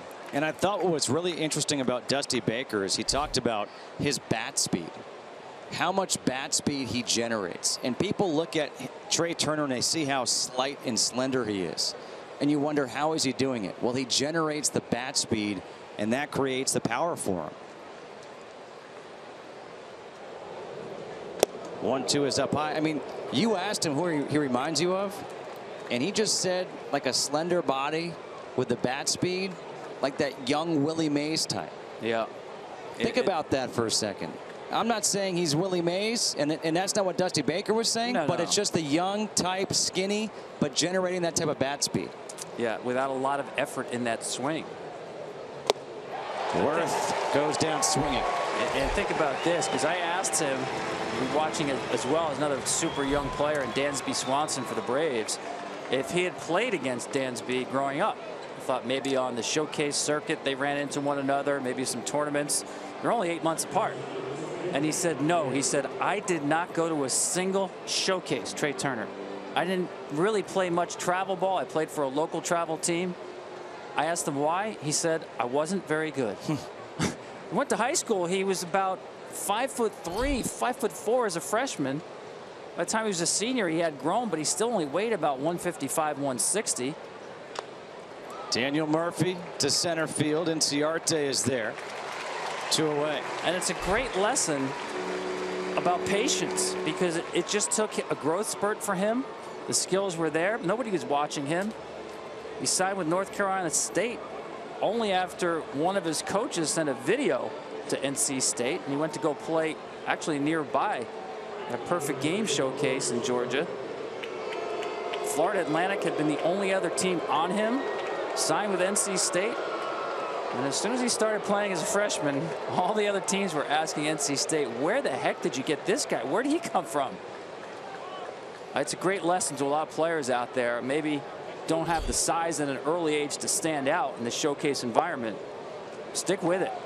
It's also a great lesson for all those parents out there who think you have to have your kid in all these showcase events and all these travel teams in order to get noticed. You don't. Yeah, and he was very emphatic to me, expressing that point himself. It's not a must-have. Harper, look at him pull off those pitches. Yeah, again, if you watch that front shoulder, it's going to go up and out. But Bryce will do that sometimes even when he's going well. But again, it's going to make him susceptible to balls away from him.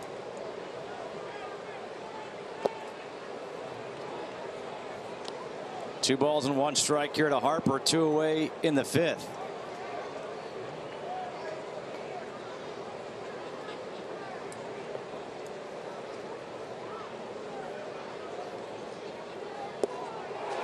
Way out in front of the changeup again.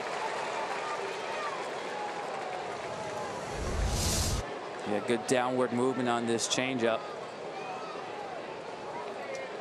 You see his finish off balance. See that repeatedly lately with Bryce.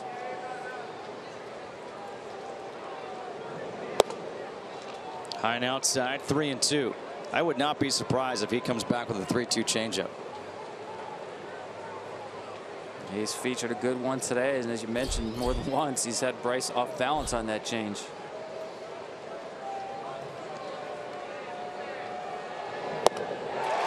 Doesn't go changeup, goes fastball, but gets the strikeout. 8 strikeouts for Comenter, but the one guy he's having problems with is Trey Turner.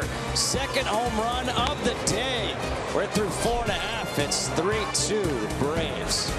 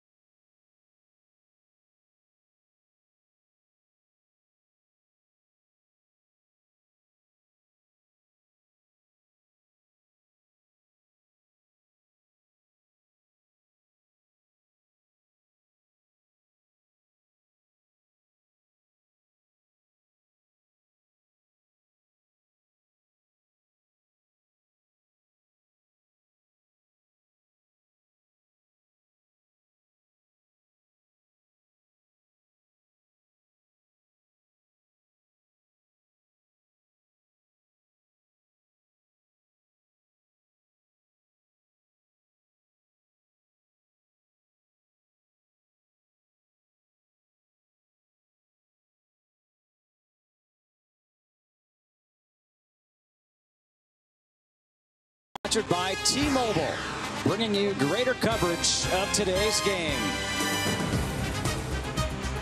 Olympic Park, Atlanta, the host of the 1996 Summer Games. Turner Field, the host of the, you could say, the coming out party for Trey Turner, as Ender Inciarte took one up and in from Gio Gonzalez, and Inciarte, who is 2 for 2. Well, this means you've been hanging out over the plate on my curveball. This is going to keep you honest. And Inciarte has been a stone in the shoe of Gio Gonzalez, the way he's fought off pitches to the other opposite field. Goes the opposite way again, but this time a foul ball. I like that first pitch from Gonzalez. Yeah, nothing wrong with it. I mean, you don't necessarily want it up head high, but especially with a good curveball, get him off the plate. Doesn't matter where you throw Inciarte today. He's 3 for 3, and he's hustling out of the box. How about the trade the Braves made, though, to get Swanson and Inciarte for Shelby Miller? How's that worked out so far? Well, that was a trade a lot of people said at the time the Braves got themselves a steal. Even more so with all the troubles Miller has had, especially mechanically out in Arizona. Inciarte, all he does is gets on base all the time. He's a fabulous base runner and a Gold Glove quality center fielder. Adonis Garcia singled his last time up. I mean, speaking with interim manager Brian Snitker earlier today, the way he was talking about Inciarte, it was as if it was the second coming of Andrew Jones out there. He said he'd be disappointed if he doesn't win the Gold Glove. I've got some unique names, by the way. You get two guys in the same deal, Dansby and Ender. They also have a Malix and Adonis at the plate right now, a Jace and a Rio. There's Dansby. I asked Ender about his name. I had not heard the name before. He said he has an uncle named Ender. He doesn't have any idea where his uncle got the name. The name actually is from Turkish origin, and it means rare or scarce. It is rare. That it is. And he's a rare leadoff hitter. And he proceeded to tell me about a movie that came out 3 years ago. I missed this. Maybe you saw it. Ender's Game. Nope, didn't see it. Harrison Ford, Ben Kingsley, science fiction flick. You're saying it and looking at me like, how did I not see it? You didn't see it either. I don't see anything. Ground ball, foul to third. Stays 0-2. The last movie I saw in a theater was The Rookie. I asked him how the movie was. He said, it's pretty good. Wasn't a baseball movie, science fiction. Ender's Game. Well, he's playing Ender's Game today. Been on base all 3 times. Wouldn't be surprised him run somewhere in this count either.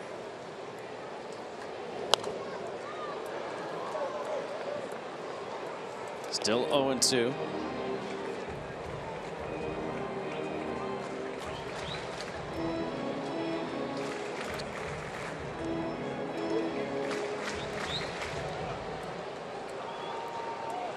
(3-2) bottom half of the 5th inning here in Atlanta. Justin Kutcher alongside Tom Verducci and JP Morosi here on Fox.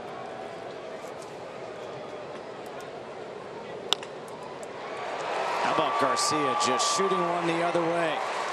Good piece of hitting by Adonis Garcia, who's now 2 for 2.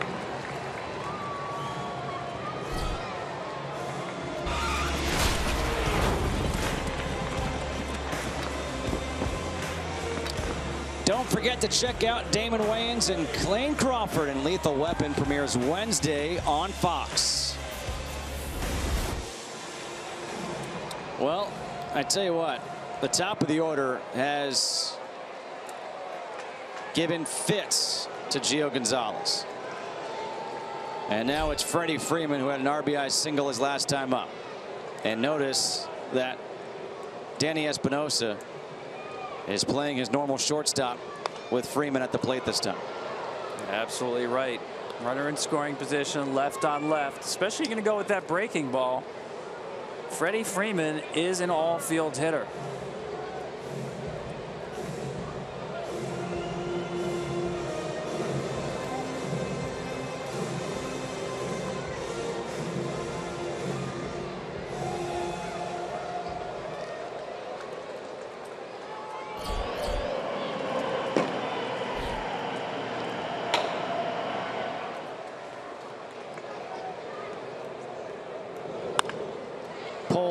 foul. Freddie Freeman is the foul ball champion of Major League Baseball.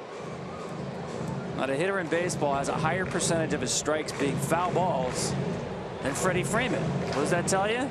Well, it tells you two things. Very aggressive swinging the bat. Swings out a lot of pitches.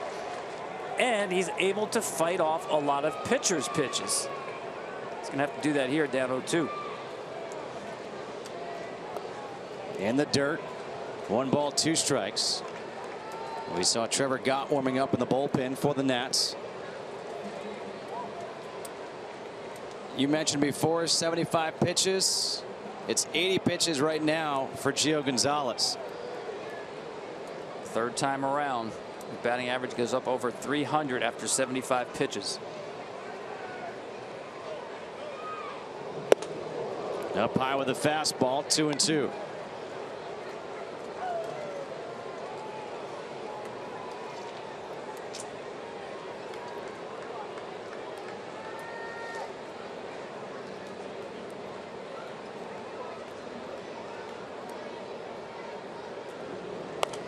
Breaking ball, fouled away.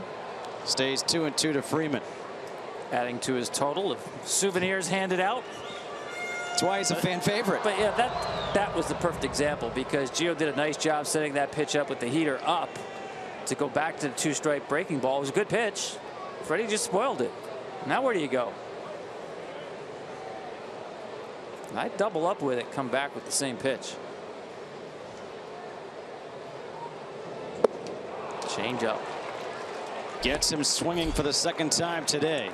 Strikeout number 7 for Gonzalez. 1 away here in the 5th.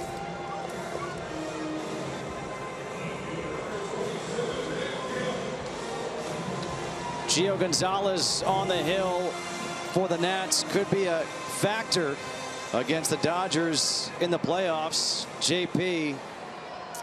Yes, Justin, among the crowd today here, 2 Los Angeles Dodgers advanced scouts already gathering information for the postseason. And of note, left-handed hitters today against Gio Gonzalez, a very strong 5 for 8.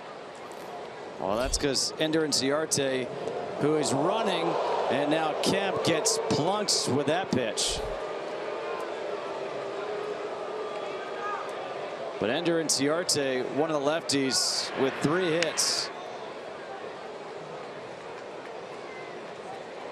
This time he just yanks this fastball here. No chance for Kemp to get out of the way. I like the aggressiveness of Inciarte. Freeman didn't get him over, so he was trying to pick up his teammate, get the third base himself. It's a second hit batter of the game for Gio Gonzalez. He also hit Adonis Garcia. But the bases are now loaded for Nick Markakis. Yeah, I'm a little surprised he's still in the ball game. Given the history we talked about, you get him over 75 pitches, third time around. He's been in the stretch an awful lot, especially this inning.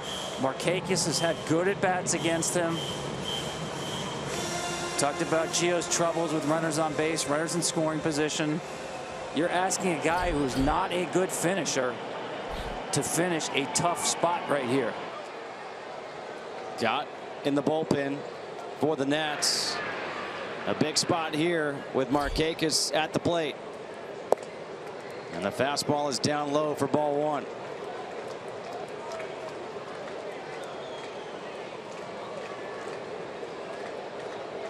I know what Dusty's thinking. It's the left on left. You know, who do I have left-handed against the left-handed hitter that's better than Gio? But Going again, outside. Situation dependent. And the fact that he's been scuffling here makes this a very dangerous at bat. StatCast powered by Amazon Web Services. Inciarte at third, Garcia at second, Kemp the runner at first. 2 balls, no strikes. And he goes with the off-speed pitch. 2-1. And that's really impressive right there. The left-on-left changeup. Gio doesn't throw a lot of changeups, period, especially left-on-left. And we saw the brilliant one to Freddie Freeman. And right there in a fastball count to Markakis. Broken back, base hit right field. 1 run will score, Everybody else holds up 4-2. Second RBI of the day for Markakis. He now has 86 on the season. And is that it for Gonzalez? It is. Well, he didn't have the left-hander warmed up at all. And you can argue this ball was not well hit, but you could also argue you could see trouble coming. Gonzalez just has not been a finisher in these spots. And you can see the disappointment. When they gave him the rope to get through it, he failed. A pitching change here in the bottom of the 5th. Bases still loaded. 1 out for the Braves, up by 2.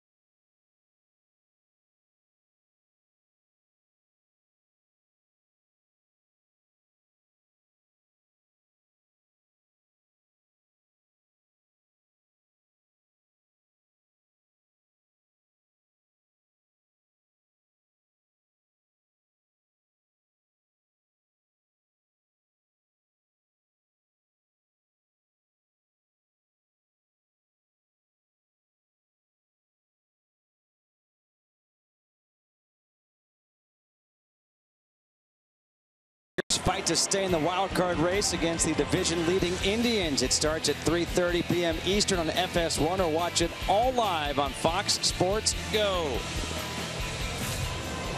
Gio Gonzalez, 4 1/3, 9 hits, 4 runs, all earned. No walks, 7 strikeouts, a couple of hit batters. Now Trevor Gott is in.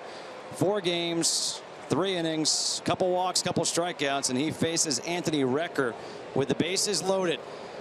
4-2, 1 away in the 5th. And he spins one, missing for ball 1. Recker flew out to right and flew out to center. I swear there's a factory in Topeka or someplace that churns out relief pitchers like Gott. Crossfire delivery, gets on the third base side of the rubber, works the ball away from right-handed hitters, sinker, curveball. And then throws at 95. That looked like it was 105. Oh, yeah, I mean, what relief pitchers do when you have to only face right-handed hitters as a right-handed pitcher, you create extreme angles. Now, you couldn't be a starter in the big leagues throwing like this, but in limited exposure, you can do it. However, he is behind in the count, 3-0. Nowhere to put Anthony Recker here in the 5th. And I would let Recker swing right here.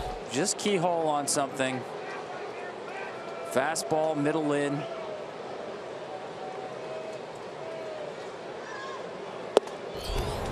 He did have the green light. That's the problem, though. You give a guy a green light. That ball's actually away from him. It's a good pitcher's pitch. And this is not the one you want to pull the trigger on. I almost feel there's more pressure on the hitters swinging 3-0. That's why usually the better 3-0 hitters, veteran hitters. Josh Donaldson, as good as there is at 3-0.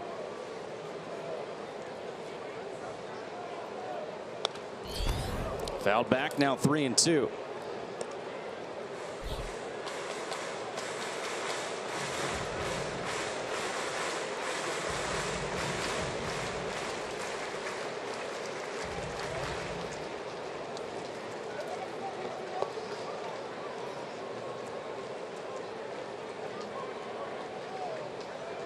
Josh Collmenter making his first start in the big leagues this year, and his team leads 4-2. Just joined the Braves this week. Was acquired Wednesday from the Cubs. He's given up 2 runs, 2 solo shots to Trey Turner. 3-2 is bounce foul. But you have to be impressed with Collmenter. 8 strikeouts through 5 innings. It's the first time he's pitched in the game in more than 2 weeks. And throwing at the Cubs facility in Arizona just in case, as the Cubs march into the postseason, keep the arm fresh, and the Braves needed a starter. Here he is. 3-2 line drive center field, drops in front of Turner. RBI single for Recker, and it's now 5-2 Atlanta. That run is charged to Gonzalez, and the merry-go-round continues here for Atlanta. Nice at bat by Recker. Sees enough of those 2-seam fastballs. Finally got it timed.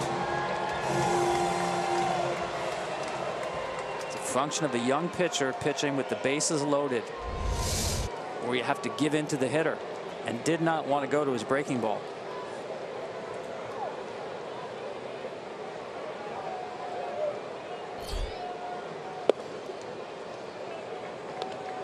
First pitch to Dansby Swanson, misses for a ball. A ground out to third and a strikeout back in the 4th.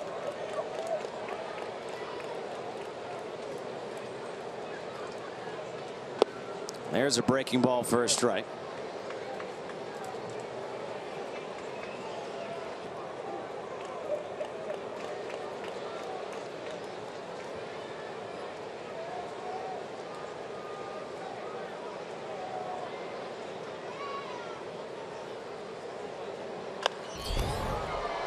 One and two.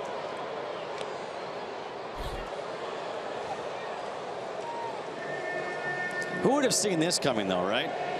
You've got Josh Collmenter essentially making an emergency spot start for the Braves against the first place Nationals, and it's 5-2 Braves here in the 5th.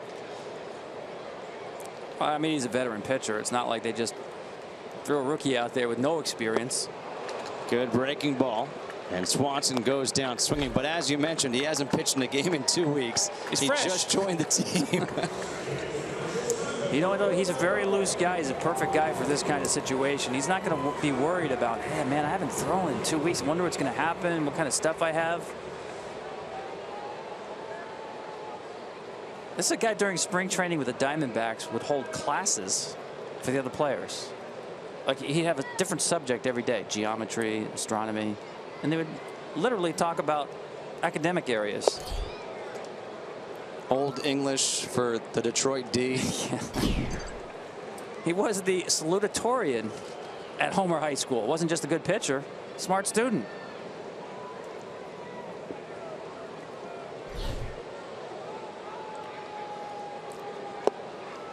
On the outside corner to Gordon Beckham.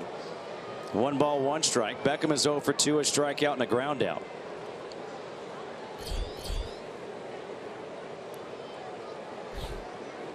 Blake Lally on deck. Would be pinch hitting for Collmenter. Fastball in there at 96. 1-2. Saw a shot earlier. The defense with Bryce Harper in right field plays the most shallow outfield this side of Williamsport. I mean, he got burned last night with the ball over his head. I mean, he's got about 100 feet behind him to cover. Breaking ball misses outside. 2-2. I mean, that's almost pitcher depth in right field. 2 runs already in the inning. An RBI single by Markakis, RBI single by Record. The 2-2 in the dirt. Good stop by Severino. Full count now with the bases loaded and 2 outs. Well, Beckham's got to be sitting on heater right here. Camp at third, Markakis at second, and Record at first. God just hasn't had, to me, enough confidence in that breaking ball as a strike pitch to throw at 3-2.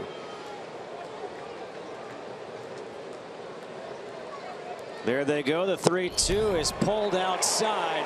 A bases loaded walk issued to Beckham. And now it's 6-2 Atlanta.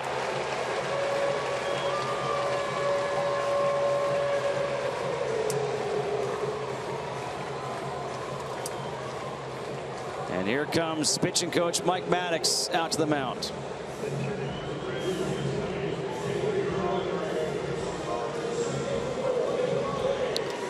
The most popular way to follow the September pennant races and the postseason is with MLB.com At Bat, the #1 app for live baseball. Enjoy game day, live game video highlights, StatCast news, and more. Get MLB.com At Bat on your favorite device now. A pinch hitter. It'll be Blake Lally. That's another reason why I don't like September roster call-ups, Justin. I mean, normally I would think with a 14-man bullpen you'd have a left-hander ready to keep this game in check and not let it get away with a left-handed pinch hitter. But the Braves have so many guys on their bench, they could just counter with a right-handed hitter. So to find a platoon advantage as a manager is almost impossible. There is a left-hander, Oliver Perez, warming up in the bullpen for Washington. 60 strikes, 34 balls. 94, 60, 34. Cole Mentor's day is done for the Braves.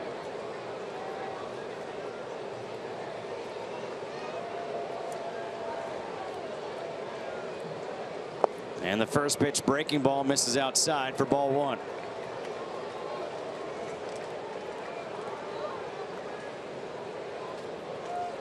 Five innings, 4 hits, 2 runs. The 2 solo shots by Trey Turner, 3 walks, and tying a career high with 8 strikeouts.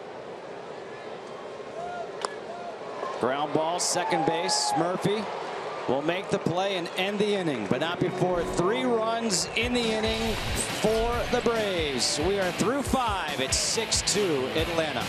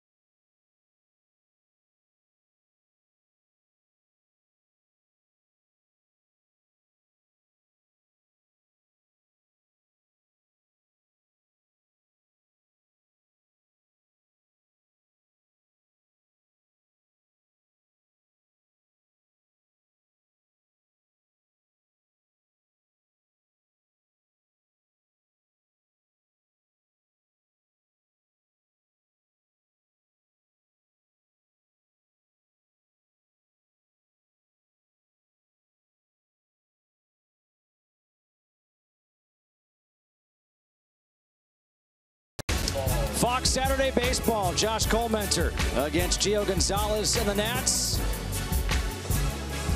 Nick Markakis coming through. Ender Inciarte, the lefty's doing some damage. Trey Turner, a couple of solo shots for the Nationals. But it's the Braves who are leading the Nationals here in Atlanta as we are winding down the amount of games left at Turner Field. It's now down to 7 as this game moves into the 6th. And it's 6-2. Braves over the Nationals. New pitcher into the game for the Braves.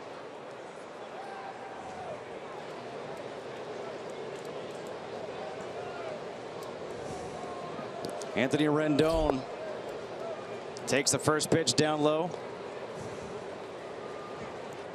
Brandon Cuniff, I think he came out of that factory in Topeka as well. Not as much crossfire, but fastball slider, tough on right-handed hitters.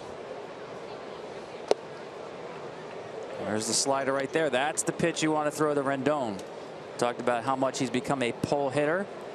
Doesn't hit the ball well the other way. That slider working away from him is kryptonite.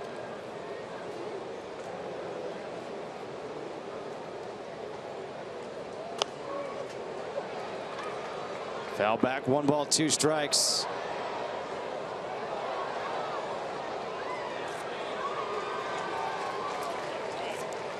The history for the Braves: 97, 98, 99, 2000. All here at Turner Field.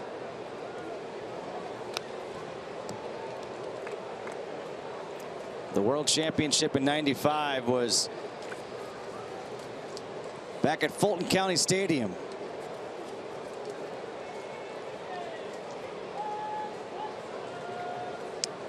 See the 1995 highlighted in red, the World Championship team. That's when this place was being built. And I'll never forget how excited the pitchers on that team were to win the World Championship. Why? Well, Stan Kasten, then the Braves president, had promised them if they won the World Series, they would put in a putting green in the clubhouse of this new ballpark. They literally brought it up after the game. They just won the World Series. We're getting a putting green. What are you doing? Going to Disney World? No, I'm getting a putting green. Well, that's right. Greg Maddux, Tom Glavine, John Smoltz. Great pitchers, great golfers.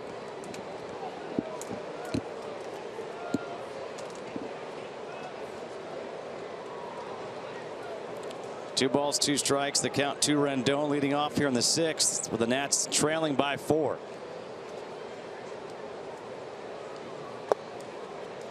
There's that slider. Yep, the Braves never won a World Series game here. 0-2 in 1999. Turner Field is actually younger than 14 of the other 29 stadiums.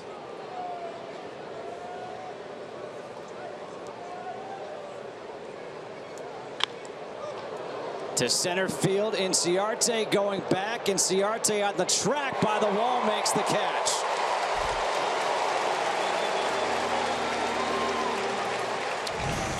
A look back at the moments here at Turner Field, 1996. This was the host for the Olympics. Chipper Jones, homers in the All-Star game in 2000. Randy Johnson, the perfect game in 2004 with the Arizona Diamondbacks. 2008, John Smoltz picks up his 3,000th career strikeout. October 5th, 2012, the first ever wild card play-in game, which was the infamous infield fly rule. Freddie Gonzalez didn't agree with it. The final season.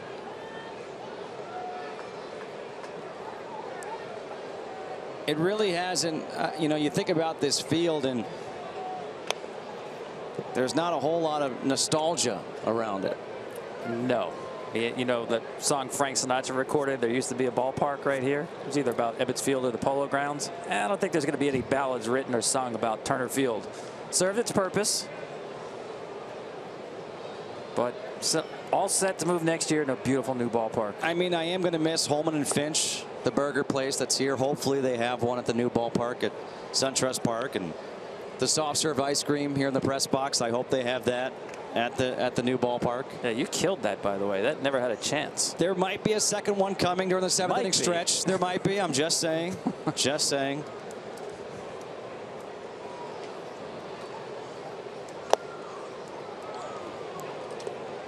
Three balls and one strike to Zimmerman. And one of the things I like about the new ballpark, and the fans certainly will like, there'll be a canopy on the roof and a lot of like sun shading for the fans in the stands. Big swing and a miss. Lucky enough to have cloud cover today, but I've been here during day games at Turner Field where these people exposed to the sun just absolutely bake. That would be less of a problem next year at SunTrust Park.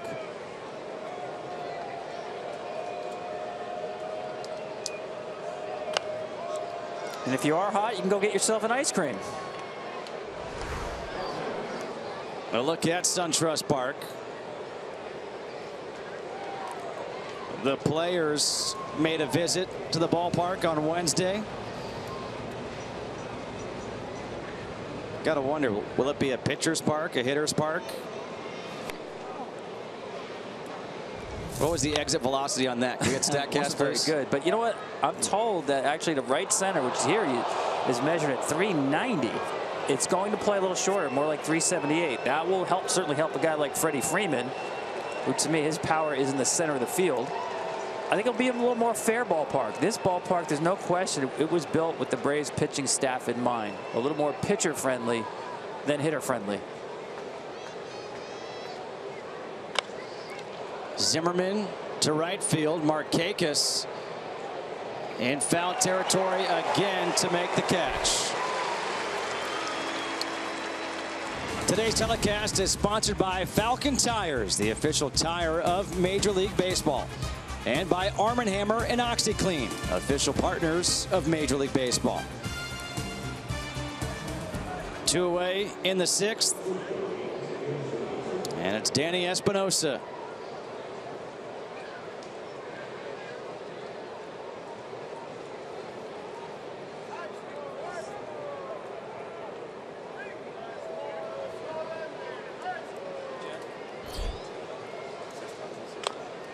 Rolling one over, foul.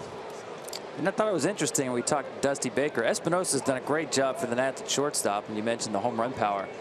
But he talked about Trey Turner, natural shortstop, taking ground balls before the game yesterday at shortstop. And he said he's going to play Trey a little bit at shortstop between now and the end of the season. Just because you may get in a situation where you make some moves late in the game, switch some people around, may need him at shortstop, and you feed his ego a little bit. Like I told him, once a quarterback, always a quarterback. Once a point guard, always a point guard. And once a shortstop, always a shortstop. What is it about Dusty Baker? And there are 2 outs in the inning, so we could extend this if we need to. But when he was named the manager here for Washington, people said, great hire. You need a Dusty Baker for that clubhouse. What is it about him that he can come in and change the culture in the clubhouse? He engenders the confidence of his players. Espinosa allows us to extend this conversation as he takes a turn, and he's going to go for 2 and get in there easily, hustling out of the box. And that is his 15th double of the year. If anything, Dusty sometimes gets accused of sticking with players too long. Whether it's Ryan Zimmerman or early in the season, Michael Taylor and Ben Revere when everybody wanted Turner here. But he learned that from Tommy Lasorda. He had some tough times early on with the Dodgers, and Tommy Lasorda stuck with Dusty. Dusty never forgot the confidence Tommy showed in him. And players know he has their back. Plus, he really has seen it all. Everything except the World Championship. But there's never a moment of panic in Johnny Baker.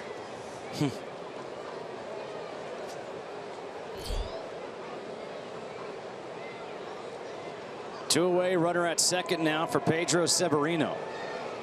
Stephen Drew in the on-deck circle.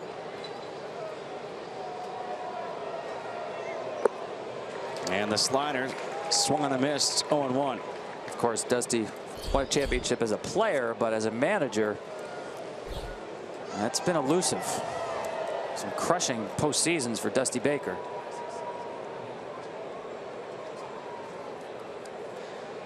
And if I'm not mistaken, remember back in the World Series in 2002 when his son Darren was almost run over and JT Snow picked him up? Who can forget? Like a rag doll. Talk about time flying. Did we not just hear today that Darren has committed to go play baseball at Cal? Yeah, he has. Very good player. Good athlete. I believe he plays shortstop. Oh, another shortstop. Of course. Time flies. Only Gene Mauch won more games as a manager without winning the World Series than Dusty Baker. One ball, two strikes to Severino. And here he's with a franchise that has won one postseason series in its 48 years. And that was when half their fan base was speaking French. The Montreal Expos in 1981. Oui, oui.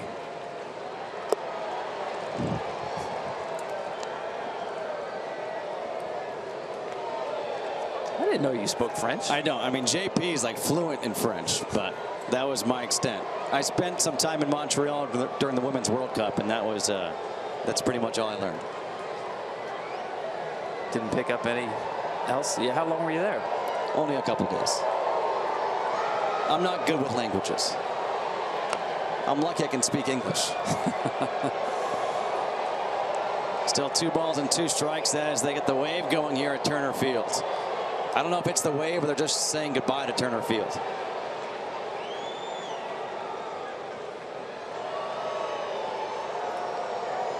I got nothing against the wave. You know, I know some people, purists, get upset about, like, why are you paying attention to the game? They're having fun. First time I saw it was in 1984 at Tiger Stadium. And man, that place was rocking. When it was full and they were doing the wave, now that was a thing. 2-2 slider misses outside. 3-2 now to Severino. I think I'm more impressed with the fact that you remember the first time you saw the wave. Well, now it's like old hat, right? They do it everywhere. But back then, it was like, wow, what is that?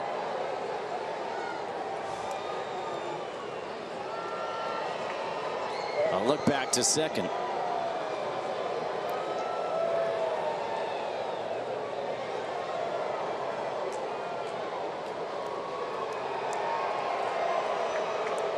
Espinosa with that 2-out double.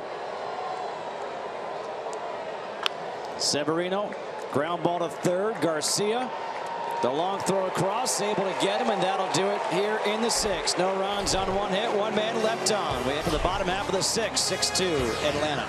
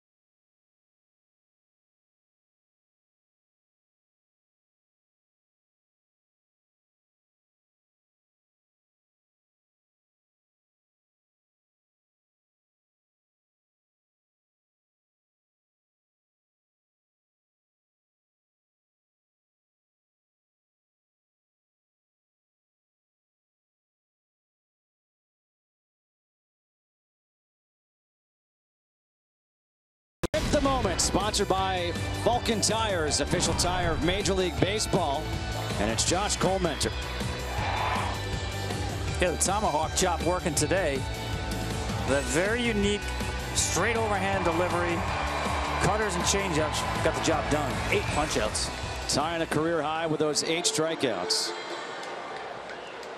He is in line right now for the win. His team leading 6-2. A new pitcher into the game for the Nationals. It is Oliver Perez.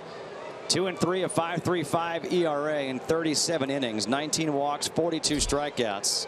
He'll face Ender Inciarte, who was a thorn in the side of Gio Gonzalez. 3 for 3, a double, 2 singles, 3 runs scored. Look at what the first 2 hitters in the lineup have done. They have been on base all 6 times they've come up. Well, I told you, Inciarte does not give ground against left-handed pitching. Came into this game hitting .300 against them. Owned Gio, tough lefty, and now Oli Perez, extremely funky delivery from the left side. Way outside. 2-1. Now watch when Oli sets himself with the glove. Very strange, even from the start. It's almost like a magician showing you his hat. See, nothing. He got nothing in the hat. There's nothing in there. I'm going to make a rabbit appear out of there. Nothing about him is conventional. Now 3 balls and 1 strike. We saw him spin earlier. He'll show his back to the hitter once in a while. He'll change arm angles. Not a lot of velocity, but a lot of different looks. And Inciarte is on for the 4th time today, this time a leadoff walk.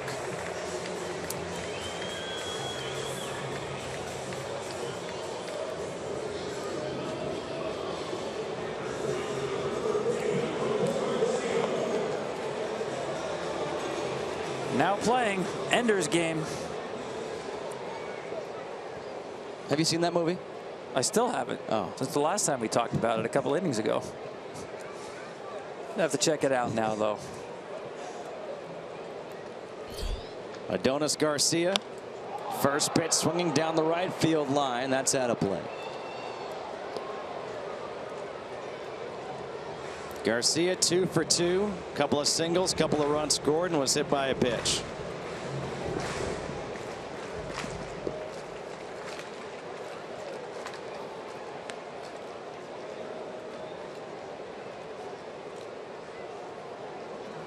Right back up the middle. Looks like Perez may have knocked it down, and they turn 2. Now this may have caught the pitching hand of Oli Perez. He did slow this down enough to turn it into 2. Well, let's watch him. I'm not sure. It looked like the pitching hand, not the glove.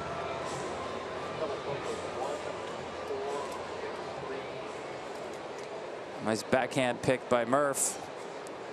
Espinosa, one of the strongest arms of any middle infielder in baseball.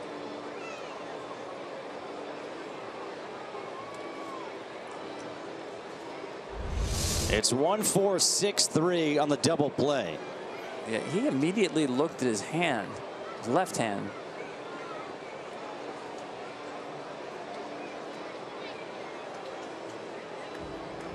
See him looking at the fingers right there. He's going to take a couple of warm-up pitches.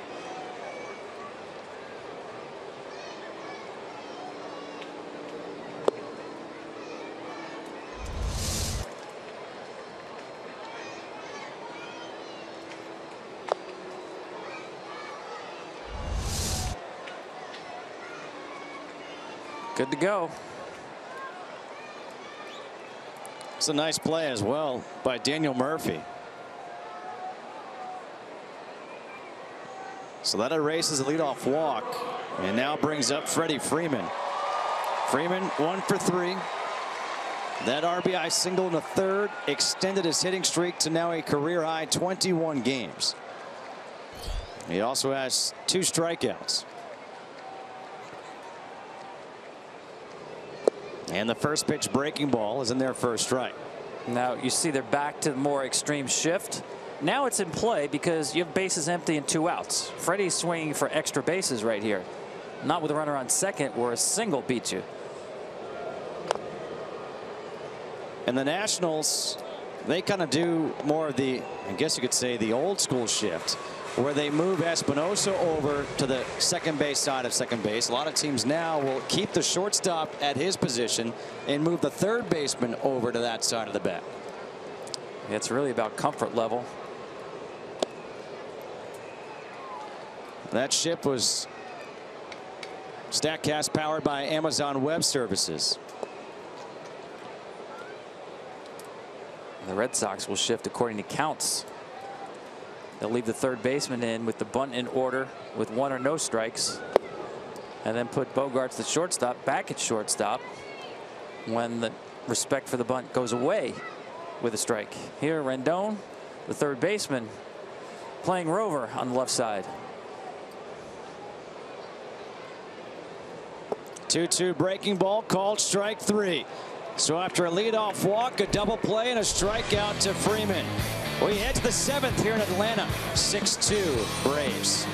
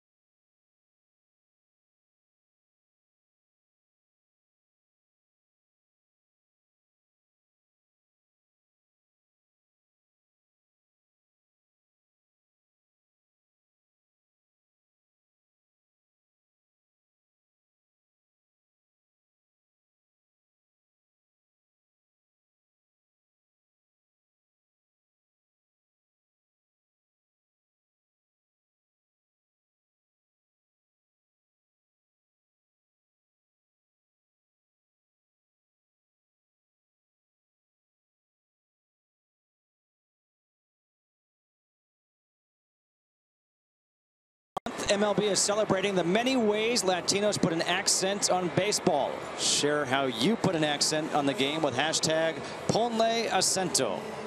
My accent's not very good. And I took Spanish for years in high school. My Spanish teacher, Ms. Duval, would not be happy with my accent. Oh, Ms. Duval's listening, I'm sure. New pitcher, Chris Withrow in the game. And he will face a pinch hitter in Ben Revere. I know you're going to be surprised at this, but it's another relief pitcher who throws with a crossfire delivery on the extreme side of the rubber, who throws hard with a hard breaking ball. They just keep coming, folks. What are you on, like autopilot right now? 26 available relief pitchers in this game today. That's it? Hopefully we don't see them all. Revere takes the first pitch down low for ball 1. Revere on the season hitting .216.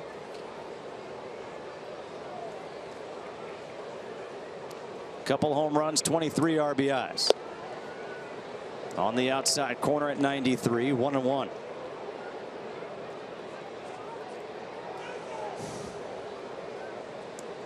Look where Freddie Freeman is playing here at first base. You talk about guarding the line.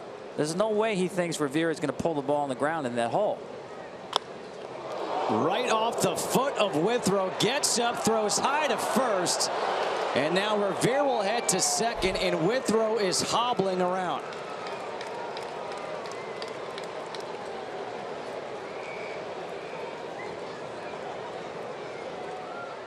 Well, that throw is a function of A, getting hit, and B, Revere's speed. You talk about the clock in the head of infielders. Pitcher not used to fielding too many ground balls, but he knows how well Revere runs. And right about here, panic sets in. And pain. Don't get me wrong, that caught its foot flush. But had really more time than he thought to complete the throw. Step and throw. They practice all spring training, and then in game situation, it speeds up.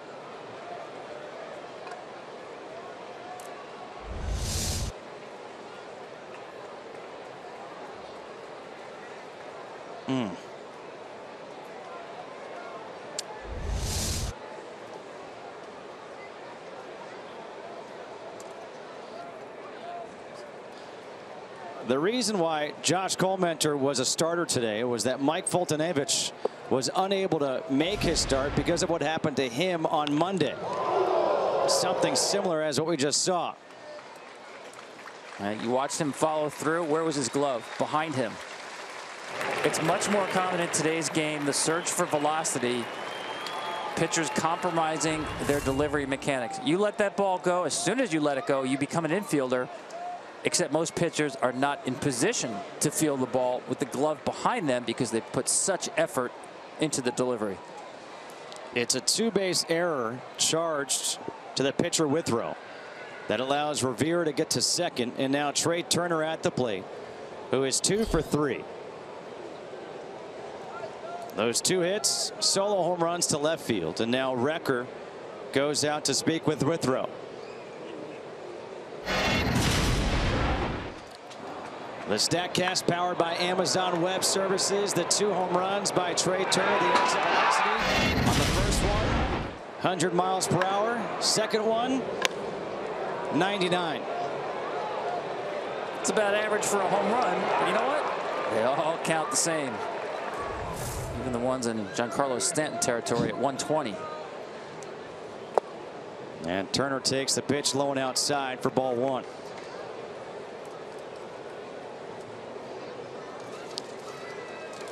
So you take away his numbers against the Braves, and really his season's only been okay.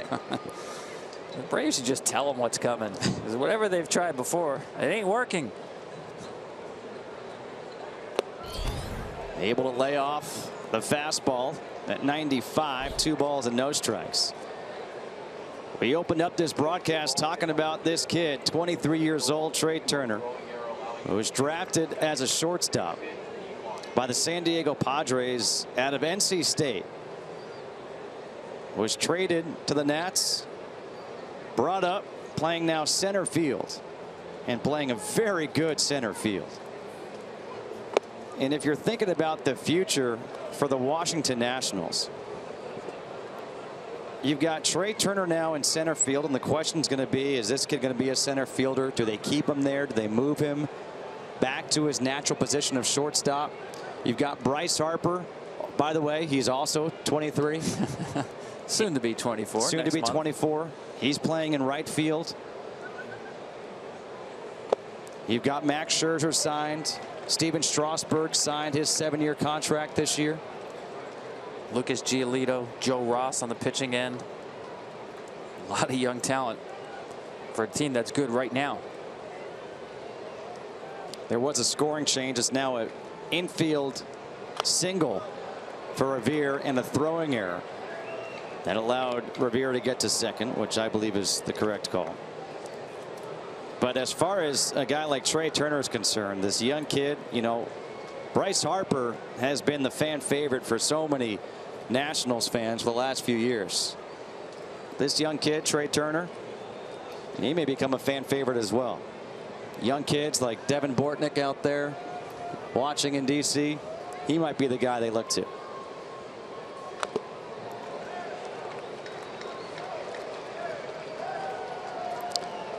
JP, as far as the thoughts for the Nationals and Trey Turner, do they keep him in center? Do you move him to short? What's the thought process? Well, Justin, I asked that very question yesterday to Mike Rizzo, the Nationals general manager.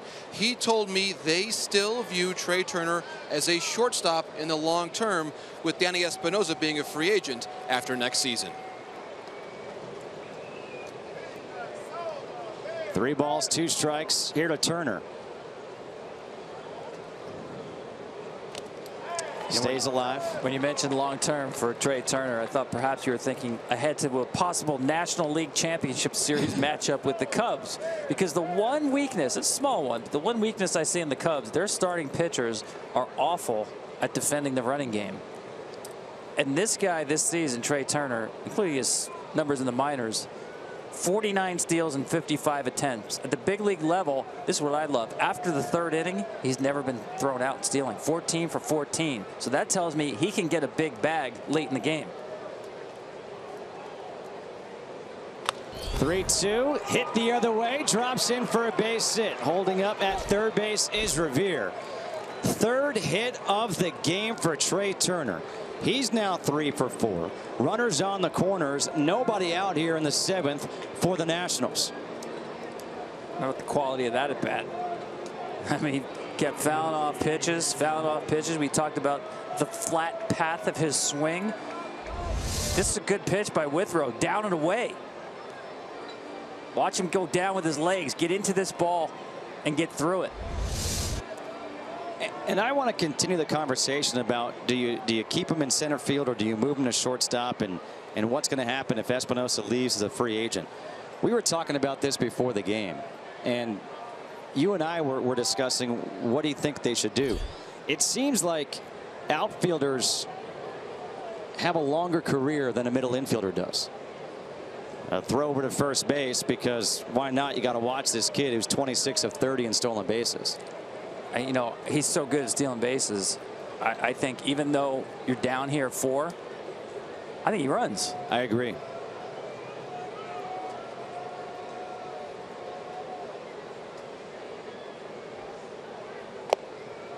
Outside. Yeah, I guess profiling longer term, as you brought up, Justin, center field, shortstop. Now, probably you look at length of careers. You know, maybe center field is a little less wear and tear. Middle infielders traditionally begin to fall off a cliff production-wise early 30s, 32, 33.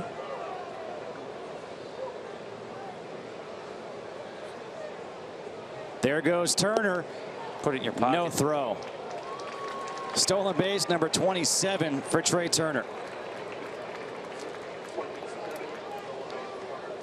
I mean, it's just pure speed that he has. I mean, obviously he's got a tremendous IQ, and he's Billy Hamilton fast. He's that fast.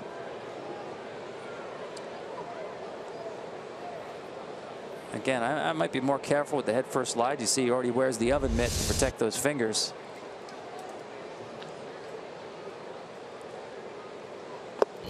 But he stole a bag last night, Justin, that really caught my attention. Stealing 3rd. I want you to watch. Dansby Swanson is going to hold him on at 2nd. He's flat-footed. There's no walking lead here. There's a left-handed batter. It's a fastball away. The catcher makes a good throw. The Braves do everything right, and his speed gets him the bag. You can't defend that. He is, as this pitch misses inside, and now 3 balls and 1 strike to Jason Worth. He is an old school baseball player. There aren't many guys like him in the game today where you can put him essentially anywhere in the field and he looks natural at that position. Playing center field right now, playing shortstop. The way he steals a base, the way he takes a lead, the way he dives, everything is natural. Everything is instinctual. And it's rare. And so what he did, what you just showed at third base when he stole 3rd last night, that was like a Rickey Henderson type of steal, where he's got that speed. And even you said you don't like him diving head first. Rickey Henderson dove head first every single stolen base. More than anybody in the history of the game, probably. Every single time. And if you know how, you're okay. I have a feeling this kid just knows how. Well, the stolen base has been disappearing in the game. Ground ball, second base, backhanded by Beckham, makes the play. It's an RBI ground out for Worth as Revere comes in to score to make it a 6-3 ball game. Down to third goes Turner, and so a runner at third with 1 out and 1 run in.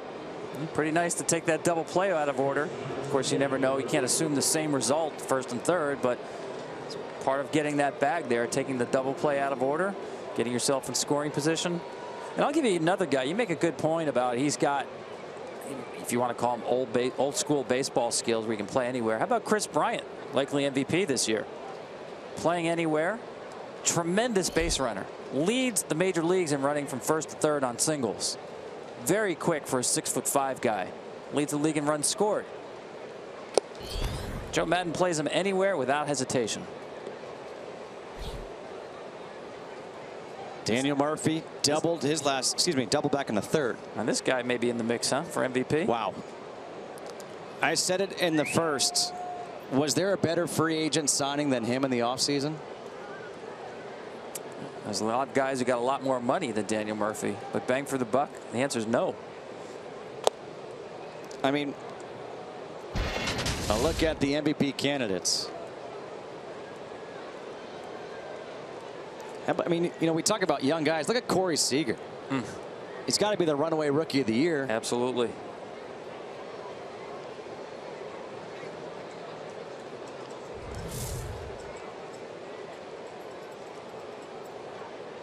Murphy, does he hold up?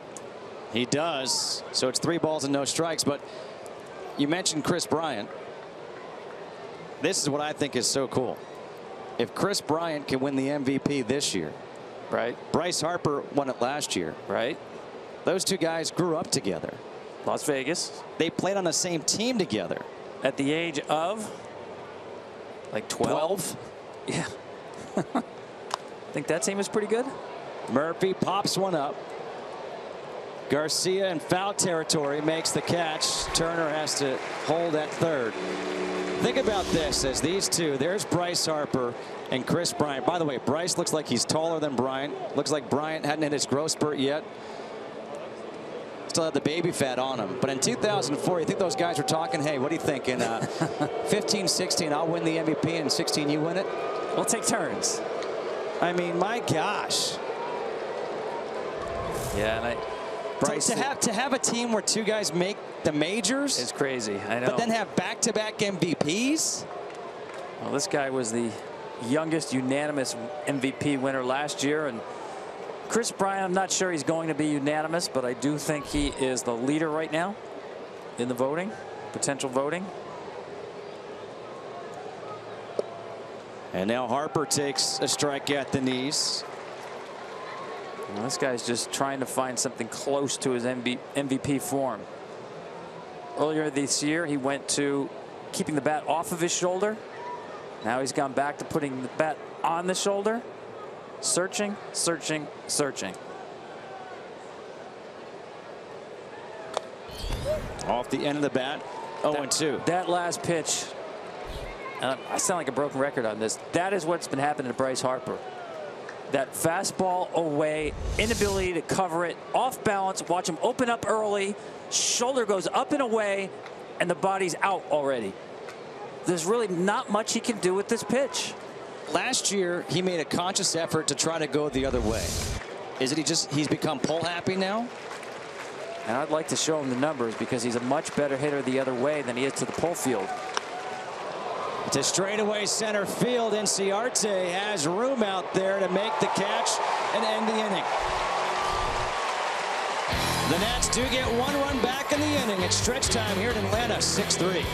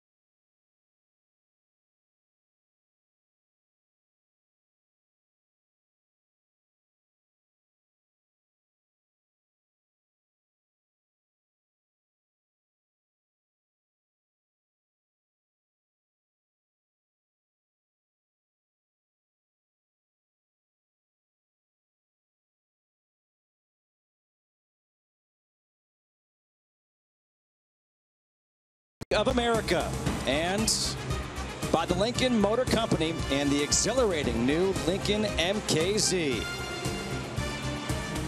Bottom of the 7th inning here at Turner Fields. Mr. Ferris would be proud. Hey, it's the Ferris wheel is like 120 years later. I respect this. There's 7 games remaining here at Turner Fields. A bachelorette party kicking off this Saturday. Nothing better than having a bachelorette party at the ballpark. Couple of beers. Get things going. And the home team's got a lead. Coda Glover is the new pitcher for the Nationals. Facing Matt Kemp leading off here in the 7th. In the dirt for ball 1. Last night, Matt Kemp against Max Scherzer. And that was career hit number 1,500. That's pretty cool of Max taking that ball, throwing it back in, making sure Matt can keep that.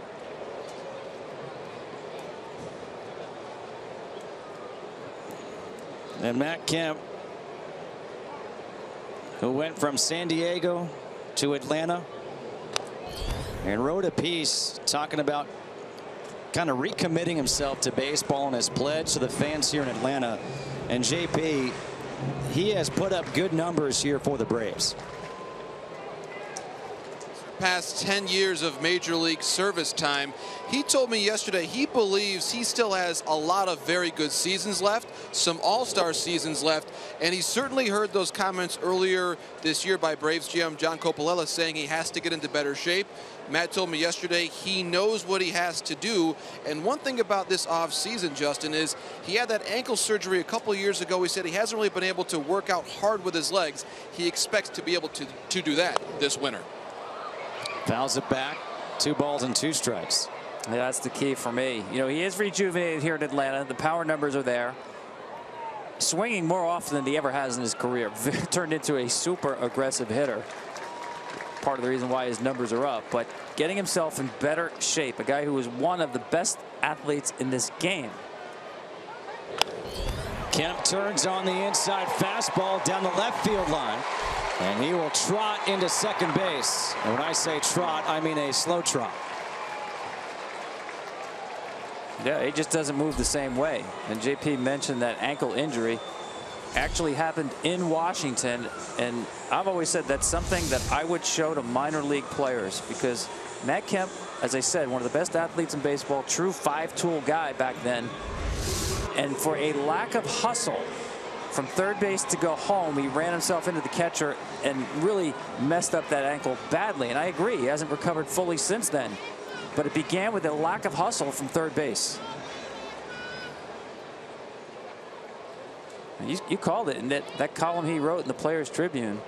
He said, I got sidetracked. Other things, big contract, Hollywood lifestyle, bad relationships. Got away from what's important as a professional baseball player. So give him credit for recognizing what got him to this situation. And I thought it was cool. I mean, you've got Matt Kemp. He said he grew up wearing a Braves jacket in Oklahoma. You got Dansby Swanson, who grew up a Braves fan. These 2 guys traded to Atlanta, and now they get to wear the Braves uniform. That's a great point. And I think it's one of the great residual effects of that run and all the championships here in Atlanta. You know, that team inspired a lot of young kids who are playing baseball who wanted to be like those Braves. And I'm telling you, that invigorated youth baseball all over the country, but especially in Atlanta. I mean, this is a hotbed of amateur baseball. So I put together an all-Georgia team. And Brian McCann couldn't even make this team. Josh Reddick couldn't make this team. A lot of talent right there, especially in the outfield. 3 balls and 1 strike to Markakis. You don't have Byron Buxton, Colby Rasmus, Ben Revere. We saw him pinch hit, didn't make the roster. Be a cool idea, though. What if we had teams based on where you were born? You know, like you go to high school, to your local school, play for your big league team to the team that's closest nearby. It definitely helped the California team. I was going to say, California would have an advantage. Texas. But I'll tell you, there's an advantage to having a guy like Dansby Swanson, a local guy who you want to be you a franchise player. Well, I mean, like, think about what you just said, Brian McCann. You know, you had Brian McCann, who's from here. Jeff Francoeur. Jeff Francoeur. Yep, Jason Hayward here for a while, now doing his thing in Chicago. 3 balls, 2 strikes, 2 Markakis. Pulls it foul. John Sherholtz made a point of that, by the way. You know, great, obviously, player development department during the years here. But they wanted to put up a wall and keep their own right here in their backyard. Scout them more heavily. Get on them early. A lot of them drafted out of high school.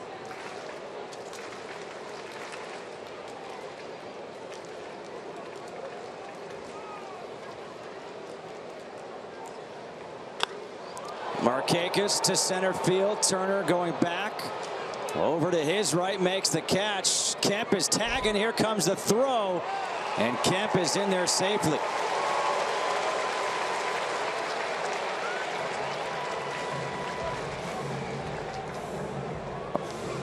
Tonight, one of the biggest games of the season in college football is right here on Fox. For the first time in 33 years, it's number 3 Ohio State against number 14 Oklahoma. Don't miss this historic event tonight, 7 Eastern, only on Fox.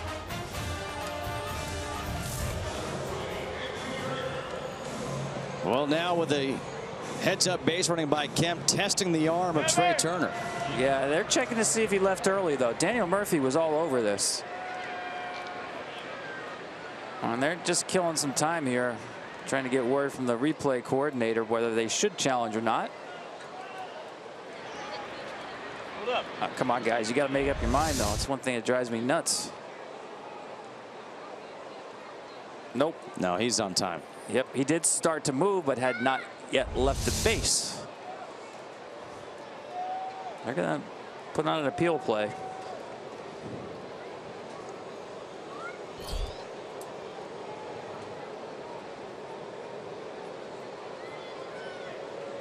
And they say he is safe, and that's the correct call. So Kemp is at third with 1 out. The infield is in with Recker at the plate. Anthony Recker, RBI single his last time up. That was the first batter that Trevor Gott faced after relieving Gio Gonzalez. With the infield in, it's through the hole on the left side, an RBI single. And it's now 7-3, Braves on top. It's 3 out of 4 at bats today. Recker swung at the first pitch. This time it's a breaking ball. He says thank you very much with the infield in. Don't have to hit it especially hard, just get it through. And it looked like Espinosa thought Rendon was going to go for it. I'm not sure either one could get to it.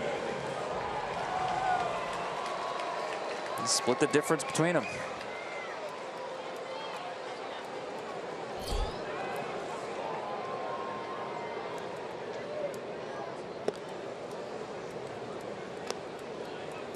Dansby Swanson 0 for 3, a couple of strikeouts and a ground out. You know, we mentioned how Dansby Swanson from here in Georgia grew up a huge Braves fan. Traded back to Atlanta playing for his hometown team. We mentioned some of the other hometown guys, Brian McCann, Jeff Francoeur. I thought you picked this out, but his swing and Jeff Francoeur's swing, the follow-throughs are almost identical. That's the first thing I thought about watching him swing the bat. His first home run, inside the park home run against Gio Gonzalez. Same stance, upright stance. Watch the knee after contact go down through the baseball, and then watch the follow-through. Two-handed low. I mean, is that the spinning image or what? So I asked Dansby, being a local guy, Marietta here, watching Jeff play, teammate earlier this year. Is that coincidence, or did you pick up anything from Francoeur? He said, I've been swinging this way since I was 4 years old. Same swing since he was 4, so he wasn't buying it. But visually, a lot of similarities to Jeff Francoeur. course, Jeff is infamous for his lack of selection at the plate. Never saw a pitch he didn't think he could square up.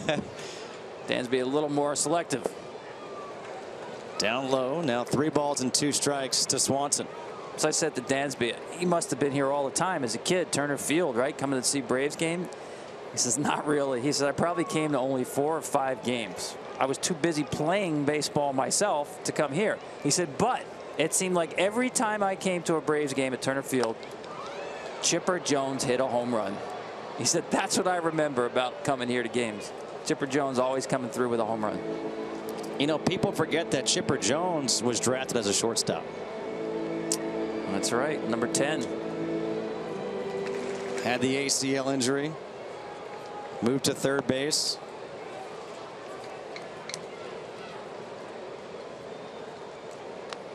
Fouled straight back. We'll do it again. More home runs in this ballpark than anybody else by a lot. 226 for Chipper Jones. 166 for Andruw Jones.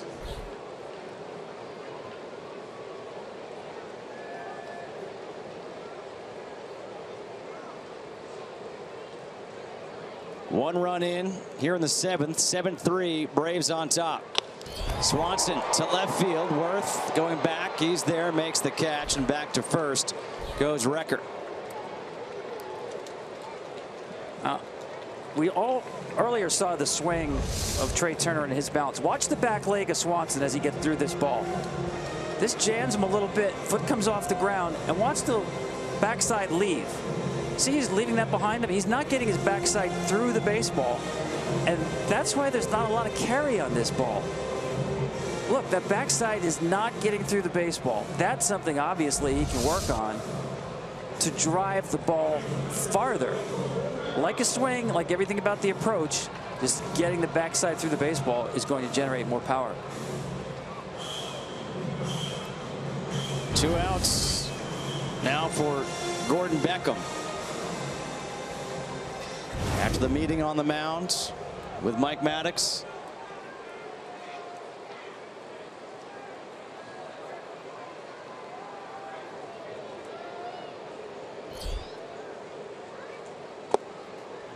Fastball.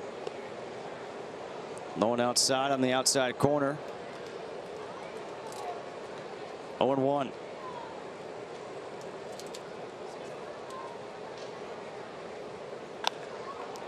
Popped up in the infield.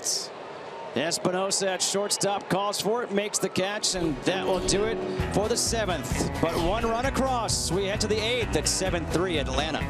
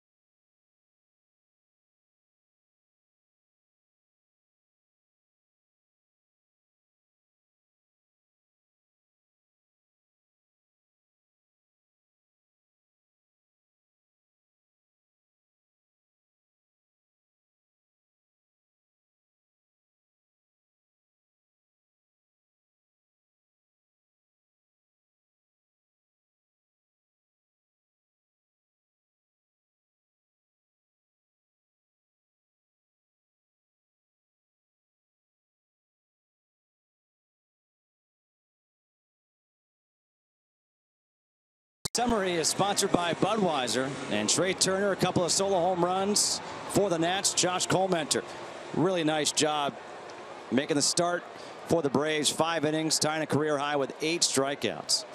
Ender Inciarte has been on base all 4 times, 3 runs scored.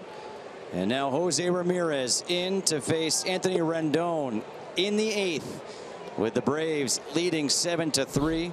Rendon 0 for 2, a walk, a foul out to right, and a fly out to center. And this Braves team is in really unfamiliar territory right now against the Nationals, because over the last 2 seasons, they have lost 29 games to the Nats. Ground ball, second base, Beckham right there. 1 away. They have lost 9 of their last 10 against the Nationals. And yet here they are in the 8th, up by 4. Yeah, the Nationals have just owned them. Atlanta's played a really clean game today. Good at bats, defense, and the pitching. The bullpen's done a nice job.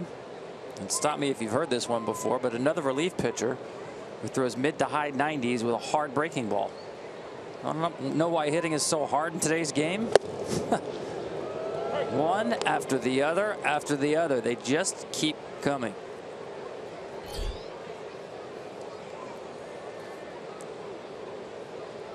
Oh, 1 to Zimmerman. Ground ball to Beckham again. 2 away. Unforgettable games, undeniable greatness, and unstoppable drama. The 2016 postseason begins October 4th. Go to MLB.com/postseason for a full schedule. The Nats, as we've been talking about, looking like they're going to line up against the LA Dodgers. What's going to happen in the American League? Who's going to take the wild card? I'm hoping we end in a tie with at least 2 teams. Wouldn't mind a 3-way tie.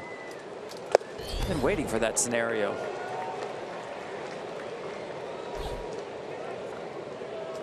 Two different leagues. National League, there's no question the Cubs are the team to beat. I think the biggest favorite going into the postseason since the 1998 Yankees. American League, coin flip. Put them in a hat. Cleveland, Texas, Boston. Others to be determined.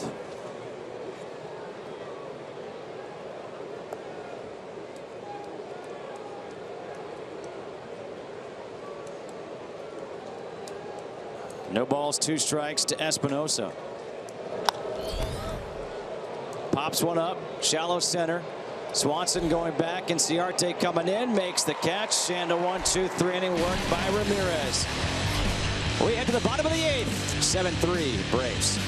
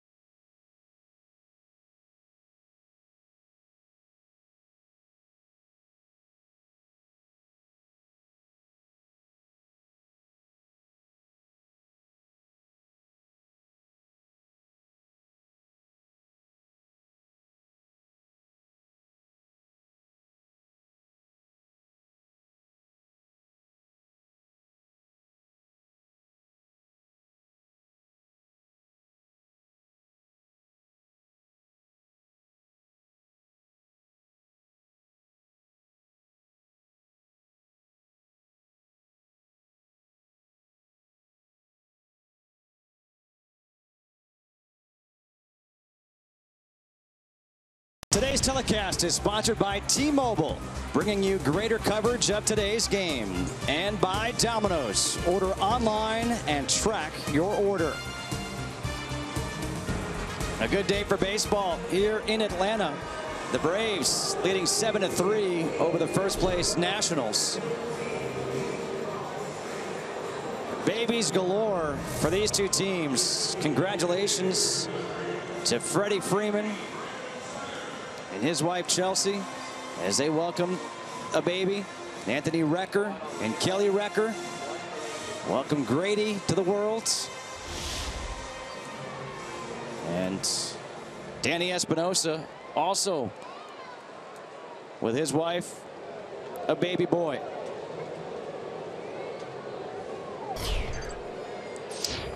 And now back to baseball. A new pitcher. A new pitcher. How about that? This is shocking. Sean Burnett, the left-hander, on to face a pinch hitter. Shocking.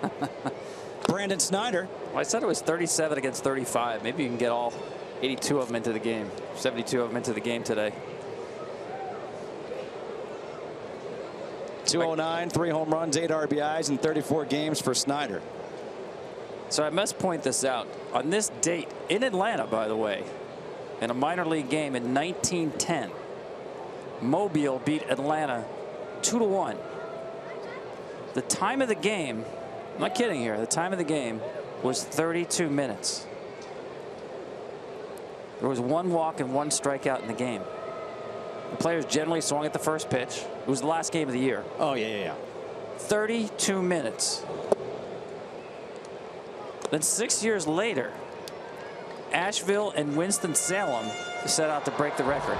The game was scheduled for 2 o'clock. The Asheville Tourists had a 2:30 train. How about that for scheduling? So the players decided to start the game at 1:30. There were no umpires there because they think it's a 2 o'clock start.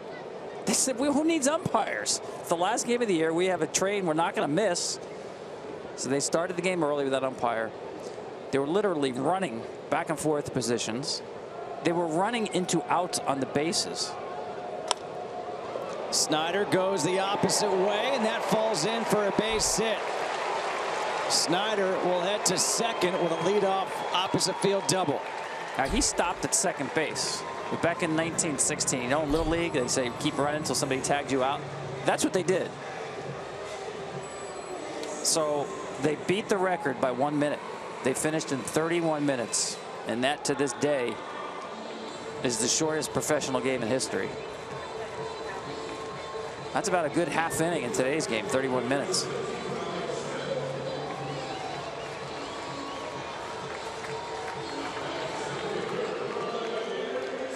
When I was doing minor league baseball, as we have a pinch runner now in, that's Malik Smith.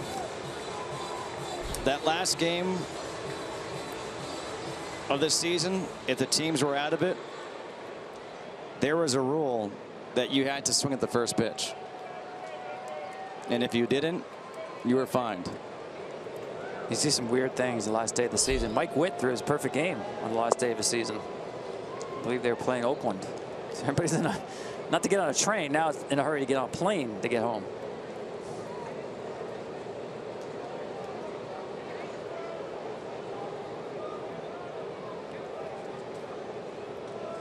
One ball, no strikes. As Inciarte lifts one to left field. Hold your hats. Inciarte is retired. Sean Burnett does the job that no one else could do today. Unbelievable. Retire Ender Inciarte. JP, Sean Burnett did what we thought was impossible. He did, Justin. And to pick up on something Tom said a moment ago, Sean Burnett was actually pitching in Little League last year. Please allow me to explain. He was actually throwing right-handed. Yes, throwing right-handed. Of course, as you see, he's a left-handed pitcher. He was in his coach pitch league for his son, Sebastian, while rehabbing from his second elbow surgery within the last couple of years. It's remarkable, guys, that he's back now here with the Nationals, trying for a bullpen role, perhaps in the postseason with the Nationals after being with them back in the 2012 playoffs. Pretty cool story. I mean, it's no Billy Wagner, who grew up a righty, learned how to throw lefty, and then threw 100 miles per hour lefty. You know who else did that? Eduardo Rodriguez of the Red Really? Sox.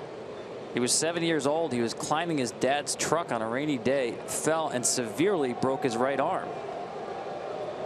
Taken off from third is Smith. The throw down. And the throw was the wrong side of the bag, and a stolen base from Alex Smith.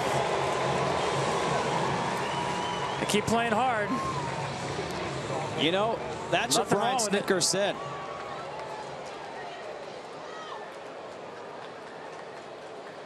Now we get into the usual.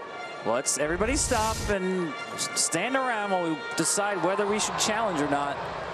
I'd love to see a rule where you have to challenge within about 15 seconds of the play. Well, I think the challenge is going to be, did his hand come off as the tag was still on him?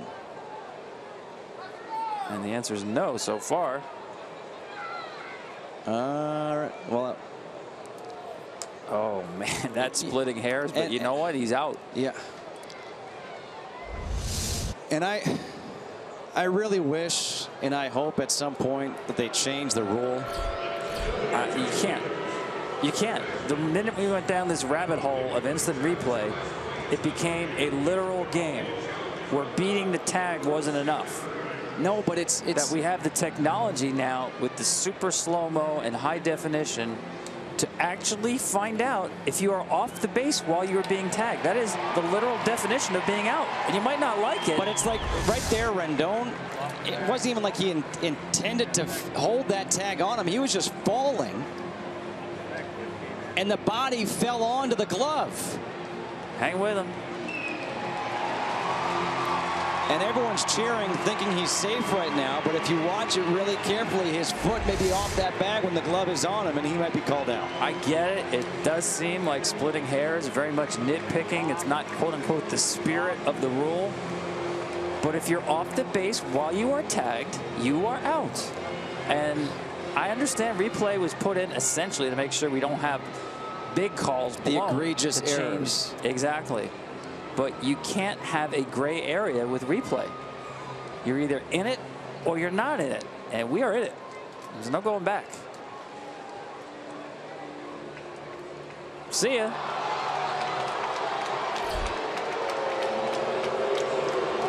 It's really put a premium on the art of sliding.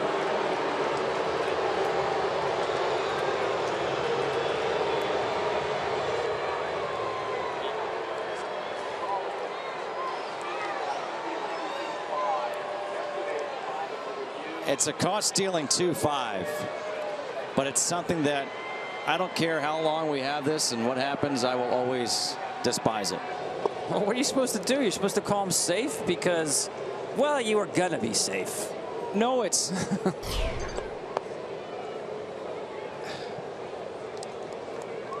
it's just it's not the way it's meant to be. Like you're penalizing him for doing everything the right way. You're penalizing.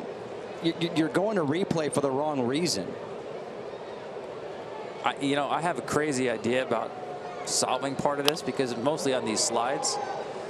I think they should go back to the bags. I mean, bases literally were bags softer that you could actually hold on to. That's fair. Well, we'll go to the ninth. We could debate this all day long. It's 7-3 Braves.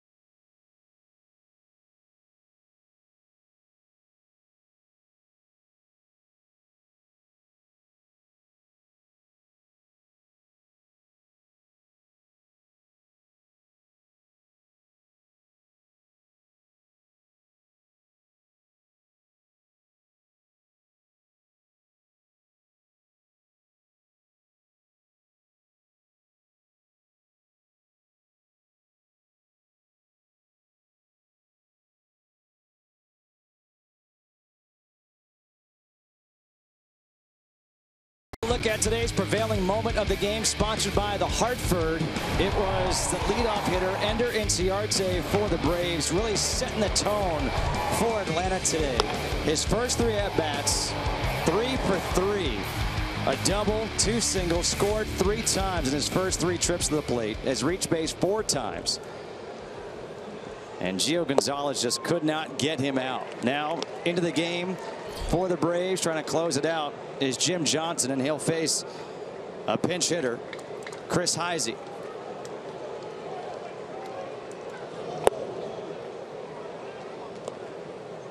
He mentioned about Ender, you know, scoring those runs. Each time he got a base against Gio, he was the leadoff batter of the inning. The definition of an igniter. And starting with that first at bat of the game, Justin, you know, the Nationals jump out. Turner hits the home run. Gio, before he throws a pitch, has a 1-0 lead. And Inciarte starts it off with a double. The 1-2. Where's that? There's that power sinker. Called strike 3 against Heisey. 1 away in the 9th. There's also a new left fielder in the game, Malik Smith, who pinch ran, stays in the game in lefts for the Braves. And what do you know but another pinch hitter? Stephen Drew is going to pinch hit here.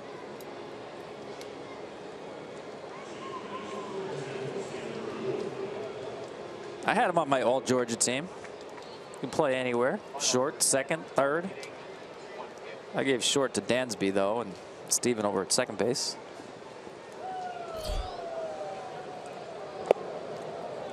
Stephen Drew's a guy who, you think back to that one off season with he and Kendrys Morales. He never quite recovered from not being signed after the qualifying offer.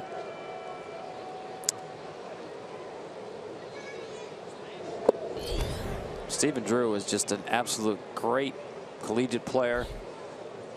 Tremendous skills early in his career before he suffered a nasty broken leg. Was the type of the shortstop we talk about today, this generation of young shortstops who can do it all. That was Stephen Drew. Drew to right field. Markakis shielding his eyes from the sun. And there are 2 away here in the 9th.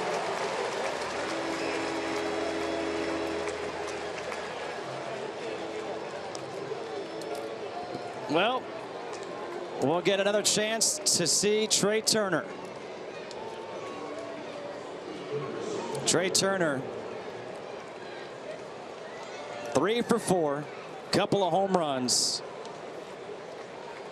a single, a stolen base. He had 4 hits last night. Can he go back-to-back 4-hit ball games?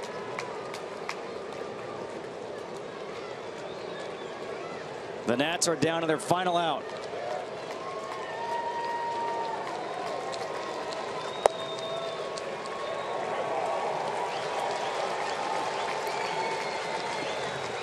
One ball, 1 strike, the count here to Turner.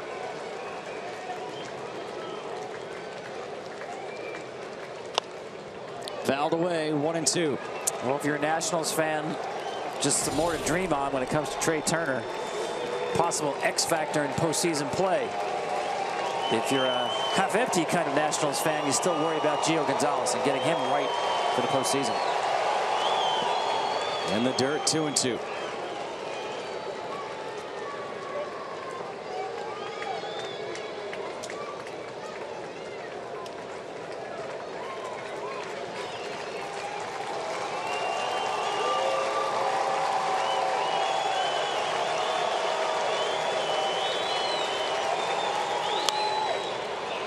Foul back.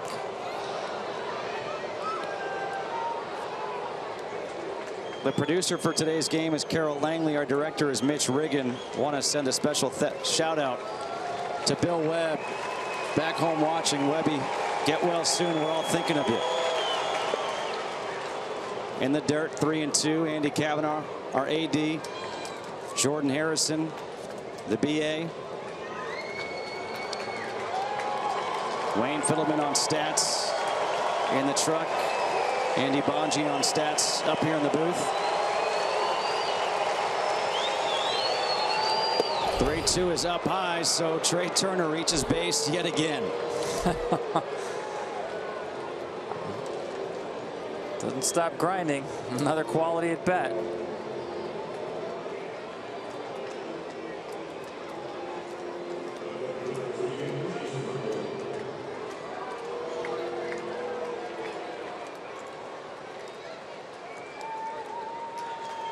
Worth, 3 strikeouts and an RBI ground out his last time up.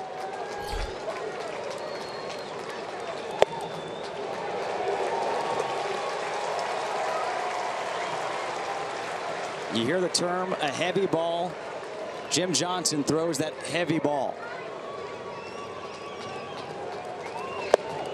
And he's ahead in the count, 0-2 to Jason Worth.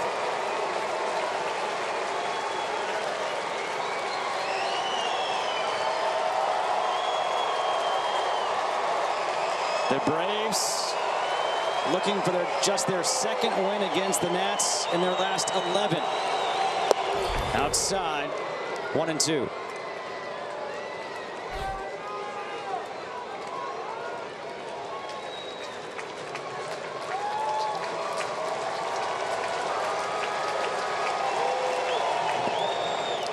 Two balls and 2 strikes. Turner choosing not to run here, not holding him on, conceding second base.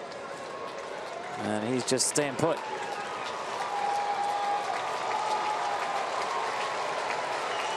Obviously, the run means nothing, but a lot of times you just want to take the force play off. And now the 2-2. Just missing outside.